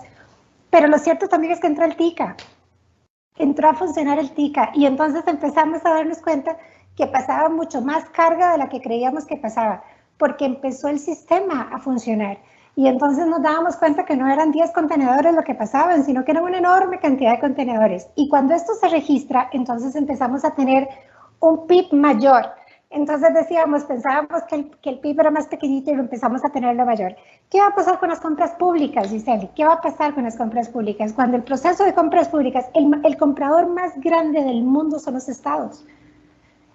Y el Estado gasta una cantidad enorme de recursos, ¿verdad? Pero de forma desconcentrada. Cuando empecemos a tener todos en un sistema digitalizado y empecemos a ver y transparentar procesos de compra, de precios y proveedores en los momentos, vamos a empezar a ver muchísimo más recursos, menos recursos gastados de forma errónea. El Banco Mundial dice que podría ser un ahorro de alrededor del 1,5% en eficiencia en compras públicas. Entonces, sí que el sector de las telecomunicaciones tiene que ver con todo este proceso, tiene que ver con la nueva economía, tiene que ver con la cuarta revolución industrial, tiene que ver con la nueva forma en que se están haciendo negocios ahora. Ahora todo es por transacciones digitales, y entonces ahora sí que tenemos que pensar y hacer que estas cosas pasen. ¿Por qué lo planteaba? Porque debo decir que yo coincido al 100% con don Eduardo, de que si uno tiene que poner los temas, cuáles son los temas importantes. Claro que el tema de la estabilidad económica es importante, claro, porque no podemos hablar en este momento solamente de un tema de crecimiento si no sabemos cómo vamos a pagar esta cuenta, cómo vamos a hacer y quién lo va a pagar. Esto pasa por un tema que es inmediato, porque el no poder definir desde el punto de vista económico realmente en el corto, en el mediano y en el largo plazo qué es lo que va a pasar desde el punto de vista de la estabilidad económica, compromete el crecimiento económico, como bien dice Eli. Cuando no sabemos si efectivamente este gobierno o este país, perdón, porque no quiero personalizar, pero si no sabemos efectivamente si vamos a poder tener un mejor desarrollo, un financiamiento mejor para el año entrante, si vamos a hacer una reestructuración de deudas, si vamos a tener un menor gasto público y vamos a seguir dilapidando los recursos como lo estamos haciendo desde hace años, endeudándonos, pues efectivamente no tiene sostenibilidad esto. O sea, finalmente esto no es sostenible en el tiempo. Entonces, claramente es importante. ¿Por qué mencionaba yo el tema de las telecomunicaciones? Porque el sector está, porque los actores están, porque hay un espectro radioeléctrico que tenemos que seguir, porque tenemos que seguir la ruta del 5G, porque para nada de esto se necesitan recursos nuevos. Para nada de esto. Lo único que se requiere es voluntad. ¿Para qué tenemos el Fonatel? El Fonatel es porque entonces tenemos que usar esos recursos para hacer que los hogares estén conectados, para hacer que los espacios públicos estén conectados. Necesitamos un Ministerio de Ciencia y Tecnología verdaderamente con una visión de largo plazo y una visión de desarrollo, porque para nada de esto ocupamos más gasto público. Los recursos están. ¿Qué se ocupa? Decisión. ¿Qué se ocupa? Una señal y confianza. Eso no lo estamos viendo. Y por eso que es un tema que es importante, pero bien dice don Eduardo, o sea, si no enfrentamos el tema de las finanzas públicas, y podemos hablar de finanzas públicas si quieren también, porque es un tema que es importantísimo. Si no hablamos, si no resolvemos el problema de las finanzas públicas, pues entonces es una lástima. Lo que pasa es que la cara de estos problemas económicos, la cara de estos problemas son las personas de menores recursos. Son los niños que están en escuelas públicas, son las personas que no están recibiendo la educación, son las personas que por una conectividad no tienen un buen trabajo. Y debo decir, como bien decía don Jorge, claro que a todos nos gusta el tema de la tecnología y el bilingüismo y el trilingüismo y tal, pero hay empresas que están dispuestas a contratar a personas desde sus casas y tienen una buena conectividad en español, que lo único que pedirían es tercer año. No necesitamos tampoco a los mega ingenieros allá. Claro que los ocupamos por unos temas, pero también podríamos estar generando polos de desarrollo desde sus comunidades en español si tuviéramos una buena conectividad, y por eso que puse el tema como una propuesta en virtud de que estábamos hablando justamente del empleo, Giseli. Sí, y yo mencionaba la Fonatel porque en algún momento él y yo hablamos de los 300 millones, no sé, Eli, si usted se acuerda, de cómo si ese dinero se pone a trabajar para llevarle la conectividad a la gente, se va a necesitar también empresas que lo hagan, se va a necesitar Claro. hombres y mujeres que puedan ir con los camiones a ponerlo, a instalarlo. Esos fondos no solamente van a llevar conectividad, sino que están hechos para desarrollar, exactamente. Entonces, hay toda una cadena que se desata cuando se pone el dinero a trabajar, Así ¿verdad? es. Entonces, no sé, Listo, si usted se acuerda de esa conversación que tuvimos, de que eso, de ahí también podía salir generación de empleo. Claro. Bueno, es que eso que usted está diciendo, Giseli, aplica para absolutamente todo. Y creo que una tendencia muy nociva que ha adoptado el gobierno de Costa Rica, particularmente los últimos dos gobiernos, el actual y el anterior, ha sido hacia la exclusión de la empresa privada de actividades que la empresa privada podría hacer de manera mucho más eficiente que el sector público. ¿Y cómo lo hacen? Con un portillo que está abierto en la Ley de Contratación Administrativa que le permite a las empresas o a las entidades del Estado contratar directamente con otras entidades del Estado, brincándose los principios de la competencia y de la transparencia en la contratación pública. Y de la eficiencia, Eli. Por supuesto que de la eficiencia. Y entonces terminamos con aparentes chorizos. Voy a usar el aparente simplemente porque no quiero pasar el fin de año defendiéndome en los tribunales, ¿verdad? Supuestos. Supuestos chorizos que, como dicen los chiquillos en Twitter, no tengo pruebas ni dudas, ¿verdad? No tengo pruebas ni tampoco dudas, pero bueno, aparentes chorizos que terminan sucediendo cuando una entidad del Estado, como el Ministerio de Justicia, contrata a una entidad del Estado que se dedica a vender servicios de agua potable y electricidad para que provea tobilleras electrónicas para el monitoreo de los reos liberados.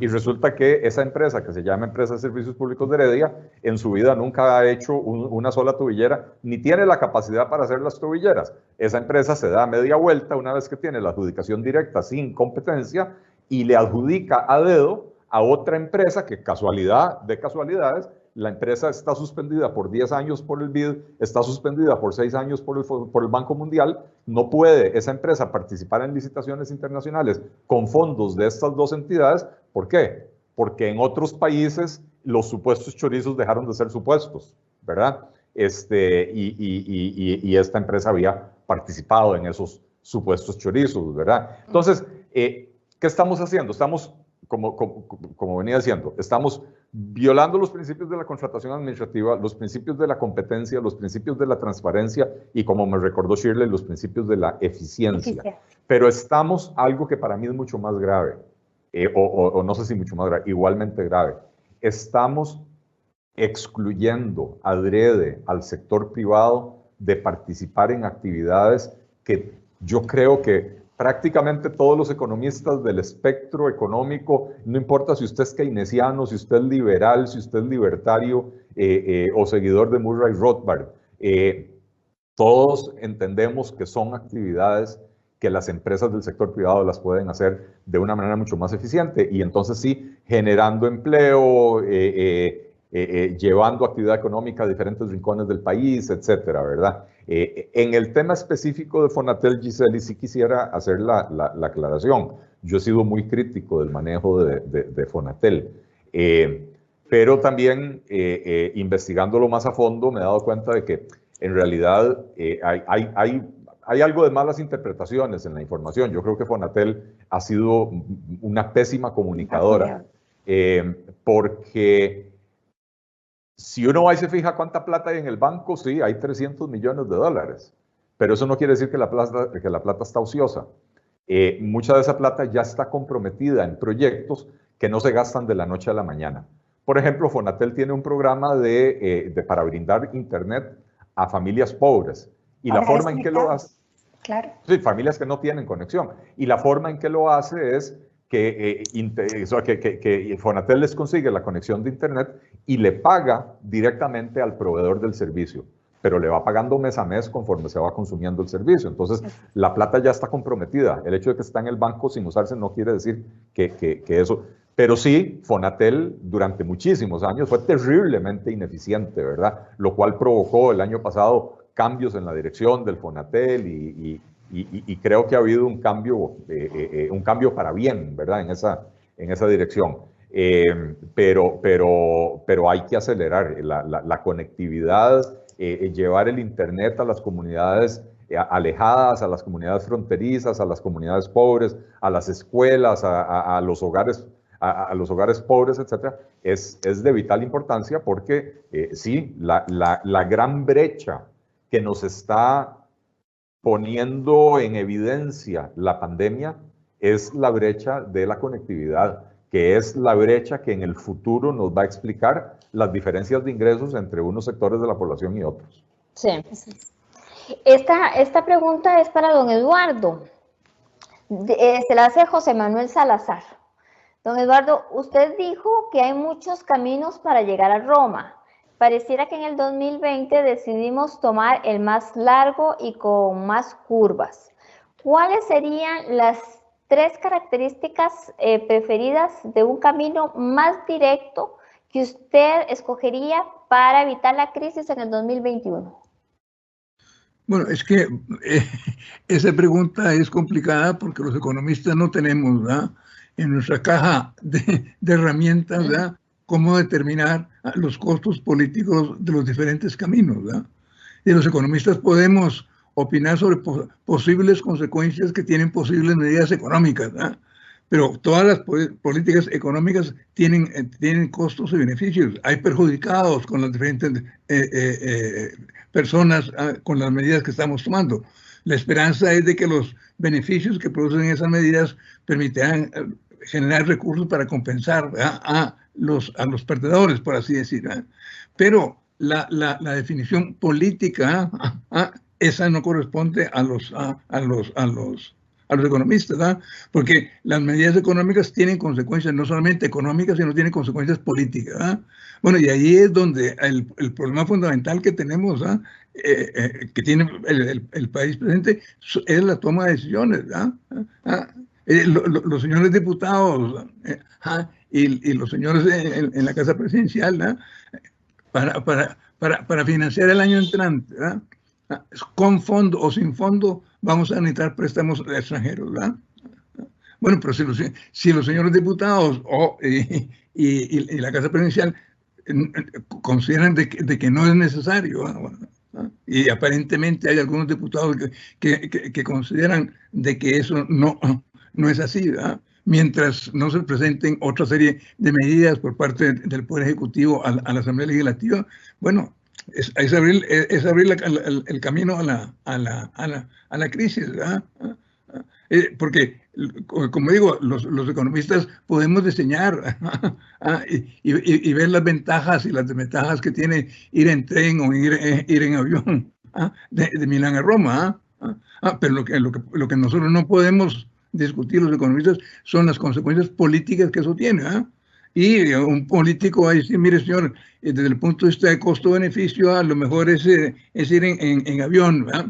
Pero los políticos pueden decir, no, lo mejor es la mitad en tren y la mitad en autobús, aunque salga más caro, porque eso permite que gente que le gusta viajar en tren puedan viajar en tren y gente que le gusta viajar en autobús, viajan en autobús, ¿verdad? Y yo tengo una responsabilidad directamente con lo que opine la gente, ¿verdad? Bueno, entonces, repito, la dificultad no es diseñar un paquete, con las medidas que se han sugerido de sobra, se pueden diseñar varios paquetes, ¿verdad? El señor ministro de Hacienda nos anunció que en la segunda semana de enero van a comenzar las negociaciones con el Fondo Monetario Internacional y que él espera que en marzo eso esté aprobado por la Junta Directiva del Fondo. Eso lo que significa es de que buena parte de enero y febrero vamos a estar en un juego una carambola de tres bandas, ¿verdad? ¿Ah? Porque eso hay que negociarlo simultáneamente con la Asamblea Legislativa y con el Fondo Monetario Internacional, ¿verdad? Bueno, hay que ver qué es lo que el Poder Ejecutivo va a presentarle a los señores diputados y qué es lo que van a ir negociando con el Fondo Monetario, porque un posible acuerdo de Costa Rica con el Fondo no va a ir a la directiva del Fondo Monetario mientras no haya cierto grado de aceptación por parte de Costa Rica. Bueno, habrá que ver si los señores diputados van a estar de acuerdo en la aprobación de las leyes, no solamente de empréstitos, sino de otras leyes que serán necesarias. Habrá medidas administrativas, pero otras van a ser leyes que los señores diputados van a tener que discutir, ¿verdad? Bueno, eso es lo que vamos a tener de aquí a marzo. Bueno, y esa es la discusión que me parece a mí que no nos debe dejar dormir, ¿verdad? Porque ahí es precisamente donde vamos a ver si se va a generar una crisis o si no se va a generar una crisis en el 21, ¿verdad? Suponiendo, Jorge, vamos a ver que se presenta un plan al Fondo Monetario Internacional. Ya la primera propuesta había sido rechazada por el exceso de impuestos, o sea, estar balanceada, estar desequilibrada hacia los impuestos. Entonces, yo creo que obviamente lo que ha dicho el gobierno es insuficiente. Hay cosas que se quedaron por fuera en la segunda propuesta. Por ejemplo, no se planteó ni la venta de activos, ni fundición de instituciones y todo. Vos, Jorge, ¿crees que por ahí podría venir el rechazo de la Asamblea, el hecho de que no se hayan incluido proyectos de ese tipo en la propuesta?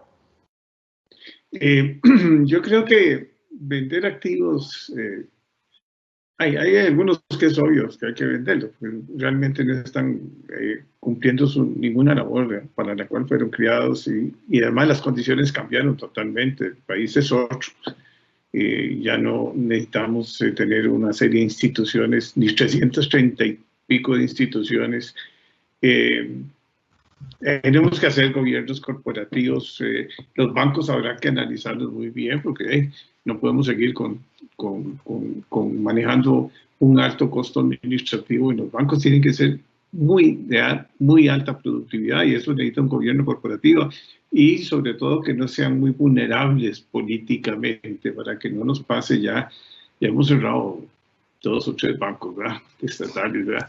Y me parece, Giselle, que lo que primero que hay que hacer es decir, bueno, tengo que ordenar la casa, pero ordenar la casa no puede hacerse si no se pone no se amarra la faja en cuanto a salarios altísimos, pluses todavía, gente que dice que no le toca, que es otro. Ellos son totalmente intocables porque así lo dice la Constitución política y otros que por leyes especiales tienen asignados recursos. El gobierno tiene un gasto muy inflexible, o sea, totalmente inflexible, es casi 90%, ¿verdad? Del gasto es inflexible. Para mí, reducir el déficit es primordial y no solo eso, sino dar confianza. O sea, yo, por ejemplo, no concibo que la caja, con la crisis que tiene tan seria financiera, y por ejemplo, que los EBAIS que manejaban las universidades privadas y algunas cooperativas que son muy eficientes, vuelvan otra vez a manos de la caja, que ya sabemos que los costos de la caja son muy altos. Entonces tenemos una cantidad grandísima de empleados públicos que sabemos que tienen altos costos. Ahí salió un escándalo hoy que un médico se iba con no sé cuántos millones porque las vacaciones se le acumulaban para las prestaciones. Y todas las prebendas que tienen, el famoso amarre que tienen los médicos con los salarios. Entonces, las sumas son desproporcionadas y va creciendo el gasto tanto que esto se va a explotar. O sea, quizás el ICE, por ejemplo, nadie se atreve a hablar del ICE, porque todo es secreto en el ICE. Los estados financieros no son tan transparentes. Sabemos carecer lo único que le interesa es ver el costo y el costo plus. Entonces ahí es donde, y es político, y esto debe ser técnico. Y igual es la competencia tiene que estar totalmente abierta. O sea, no podemos ver la situación que vivimos en distintos productos que estamos pagando, sobre todo la gente más sencilla y más humilde está pagando unos altos costos. Y así vemos que el sector productivo, o sea, el flete de Costa Rica, digamos, para sacar un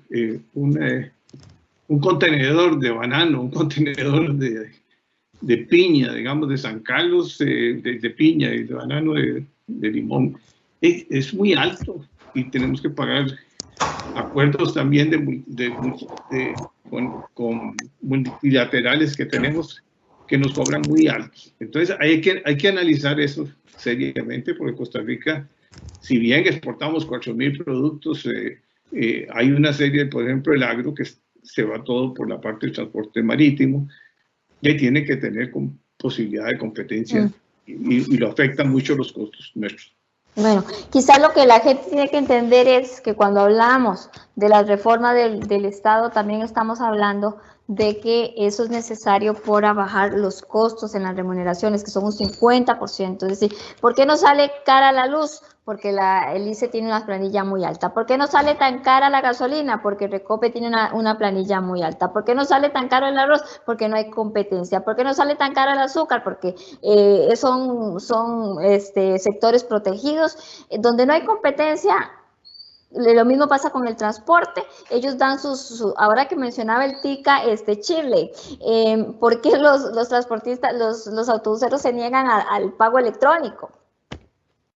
Porque sabríamos cuántos pasajeros realmente están pasando por el bus, y las tarifas serían mucho más baratas, porque a mayor cantidad de gente la tarifa tiende a bajar, ¿okay? Perdón, Giselle, sí.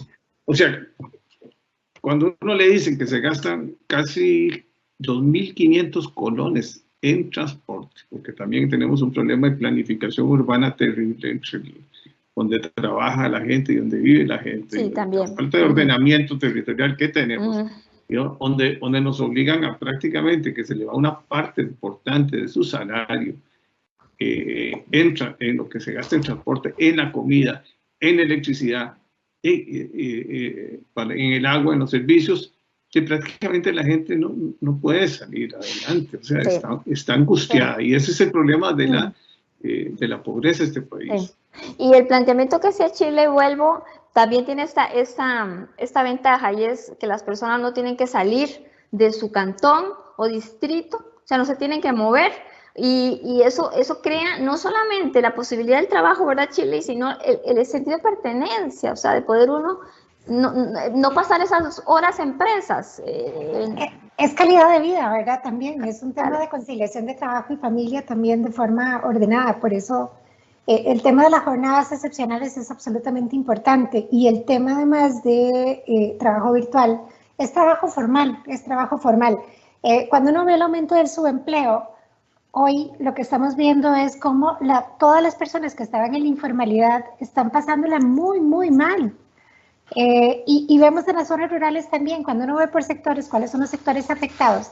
El sector agrícola no se ve afectado porque seguimos comiendo, pero lo cierto es que el resto de los sectores productivos, las personas que trabajan en estos sectores se han visto afectadas. Entonces, el tema de trabajo virtual tiene este beneficio. Perdón, Chile, claro, el 50% Chile de la actividad turística, que es muy importante, claro, está en una situación financiera complicada que necesita el apoyo del gobierno para un financiamiento a largo plazo, porque es el que tiene un restaurancito, el que tiene un operador de unos buses, unos microbuses, el que tiene unas lanchas, el que tiene el parqueo, el que tiene cualquier actividad. El turismo es generador de mucho, y sobre todo alrededor de todo el país, y ahí está muy afectado, y ahí eso requiere una cirugía especial.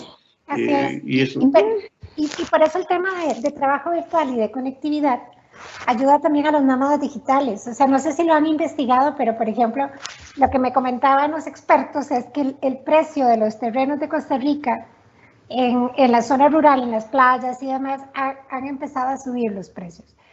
Y lo que me decían es gente que está esperando poderse trasladar, porque hay compañías que dicen ya no vamos a volver a una oficina. O sea, vamos a quedarnos en esta virtualidad y usted trabaje donde quiera, pero mientras esté conectado y mientras estemos ubicados todos.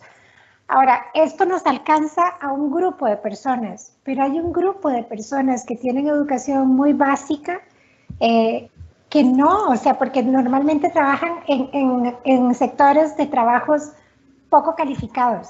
Manufactura.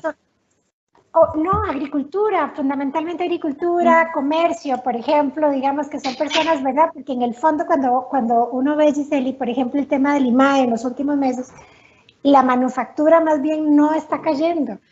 Y eso es un tema porque es la manufactura en zona franca, que es un tema que es importantísimo y no jala con los encadenamientos, que es importante. Pero la gente que trabaja en agro, en construcción, gracias, don Jorge, agro, construcción y comercio son gente con perfiles ocupacionales muy básicos.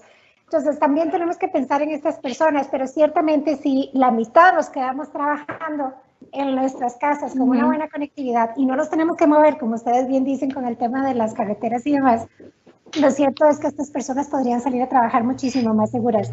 El tema de poder trabajar y ver la integralidad de estas cosas es importante.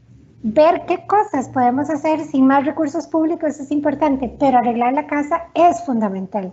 No podemos seguir pretendiendo que vamos a seguir haciendo lo mismo con lo que tenemos. El tema eléctrico, en Costa Rica estamos en función de las necesidades de una empresa, no en función de las necesidades del usuario. No puede ser que el ICE siga siendo el operador dominante y que siga siendo las veces de rector y el centro de control de energía y todo. O sea, eso hace que perdamos competitividad.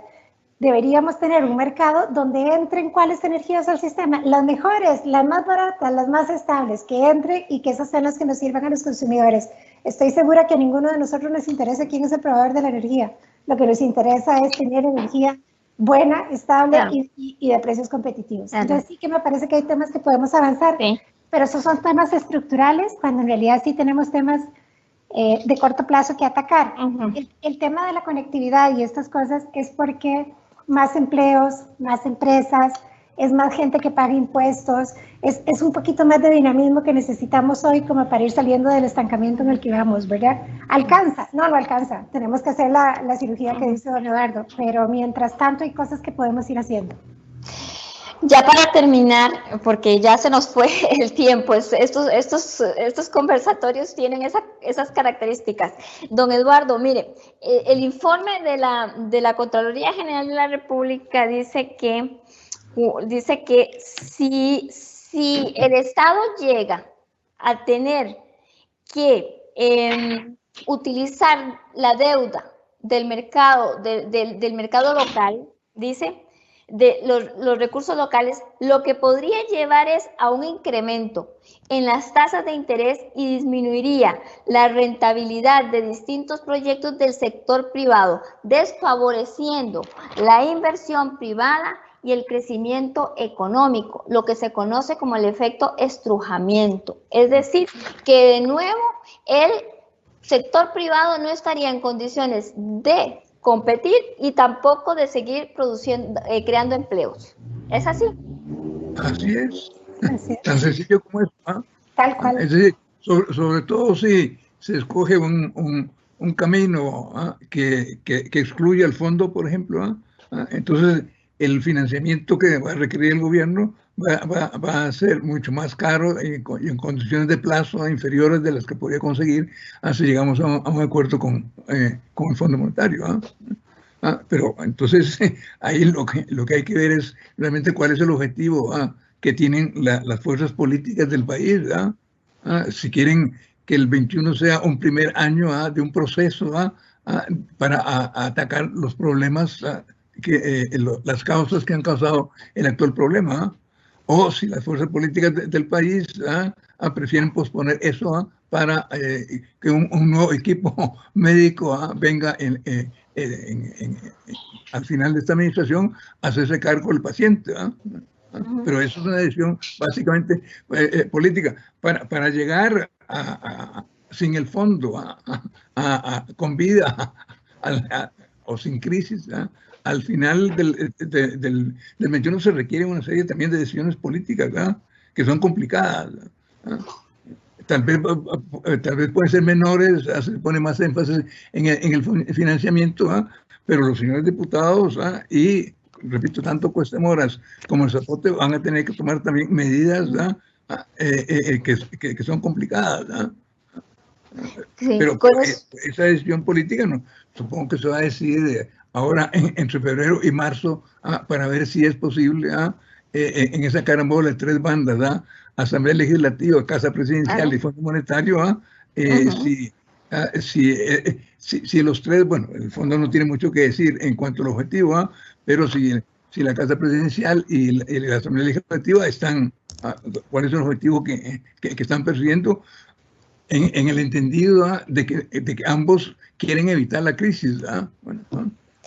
Sí, me preguntaba uno de nuestros seguidores, de los que nos están siguiendo, que entonces, ¿cuáles son las 4 medidas para generar empleo? Bueno, vamos a ver, don Eduardo, usted como economista, con toda esa estabilización macroeconómica que usted propuso, obviamente el país quedaría en condiciones de dinamizar la economía y por lo tanto que todos los sectores puedan salir adelante, no solo el gobierno.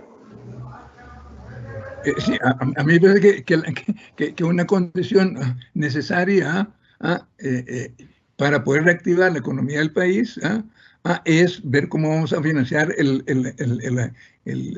21, y ver si eso forma parte de un proceso, digamos, de 3 años, como se estaba planteando originalmente con el fondo, para ir mejorando paulatinamente la salud del paciente, que no la podemos mejorar de un día para otro. Levantar del lecho a ese paciente va a necesitar un cierto tiempo, porque la magnitud de los problemas que tenemos directamente relacionados con las finanzas públicas son muy importantes, ¿verdad?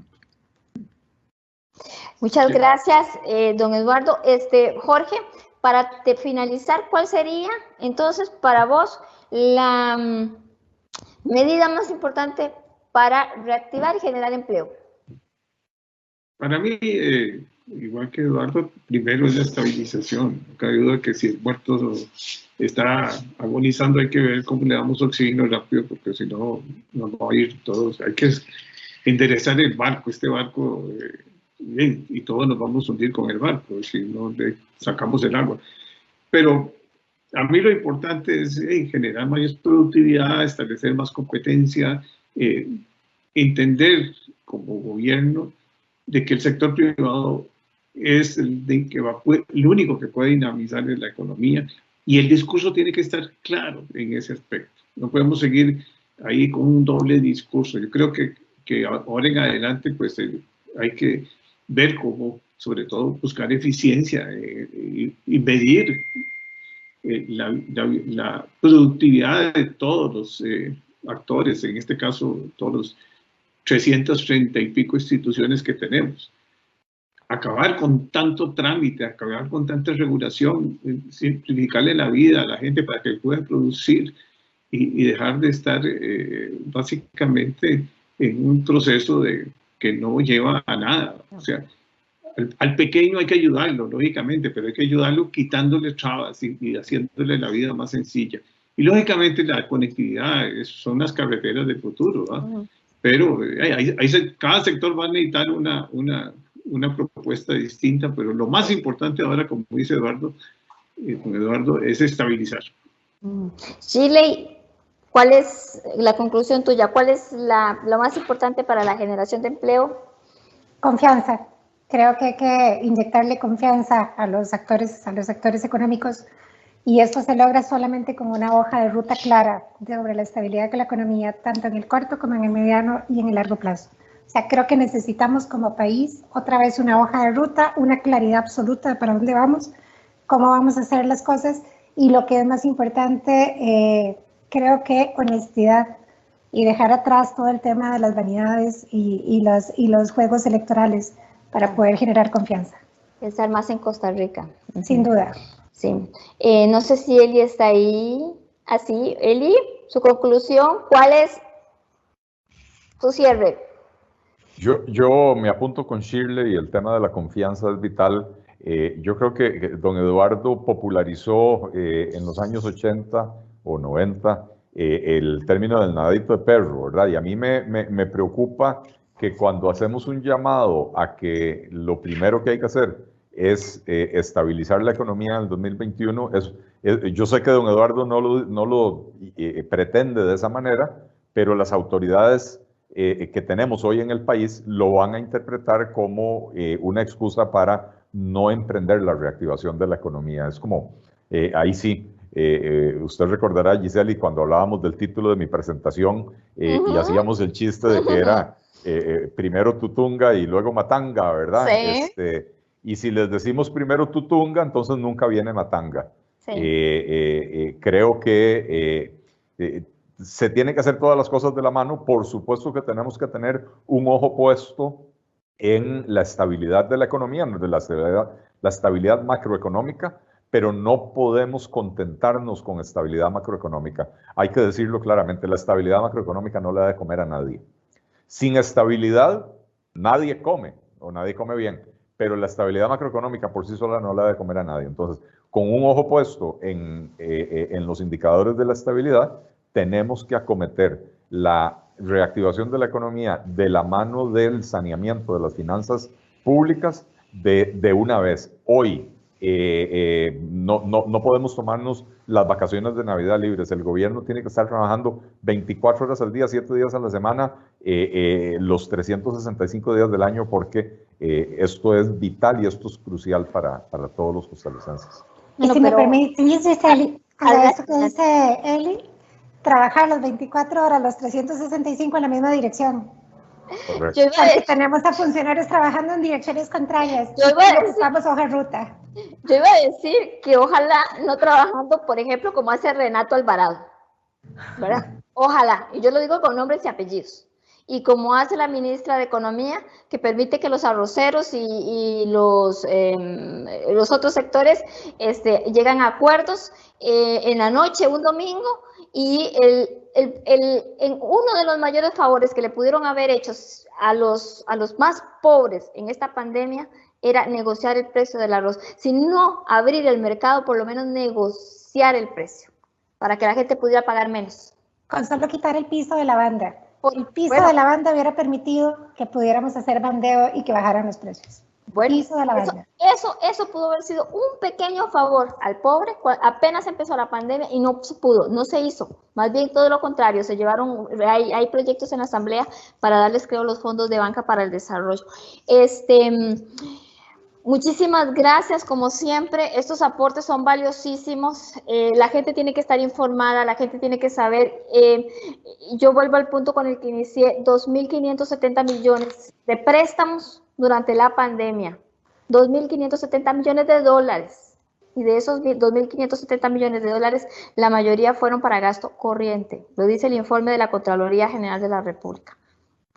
Que no pase lo mismo con los 1.750 millones del Fondo Monetario, don Eduardo.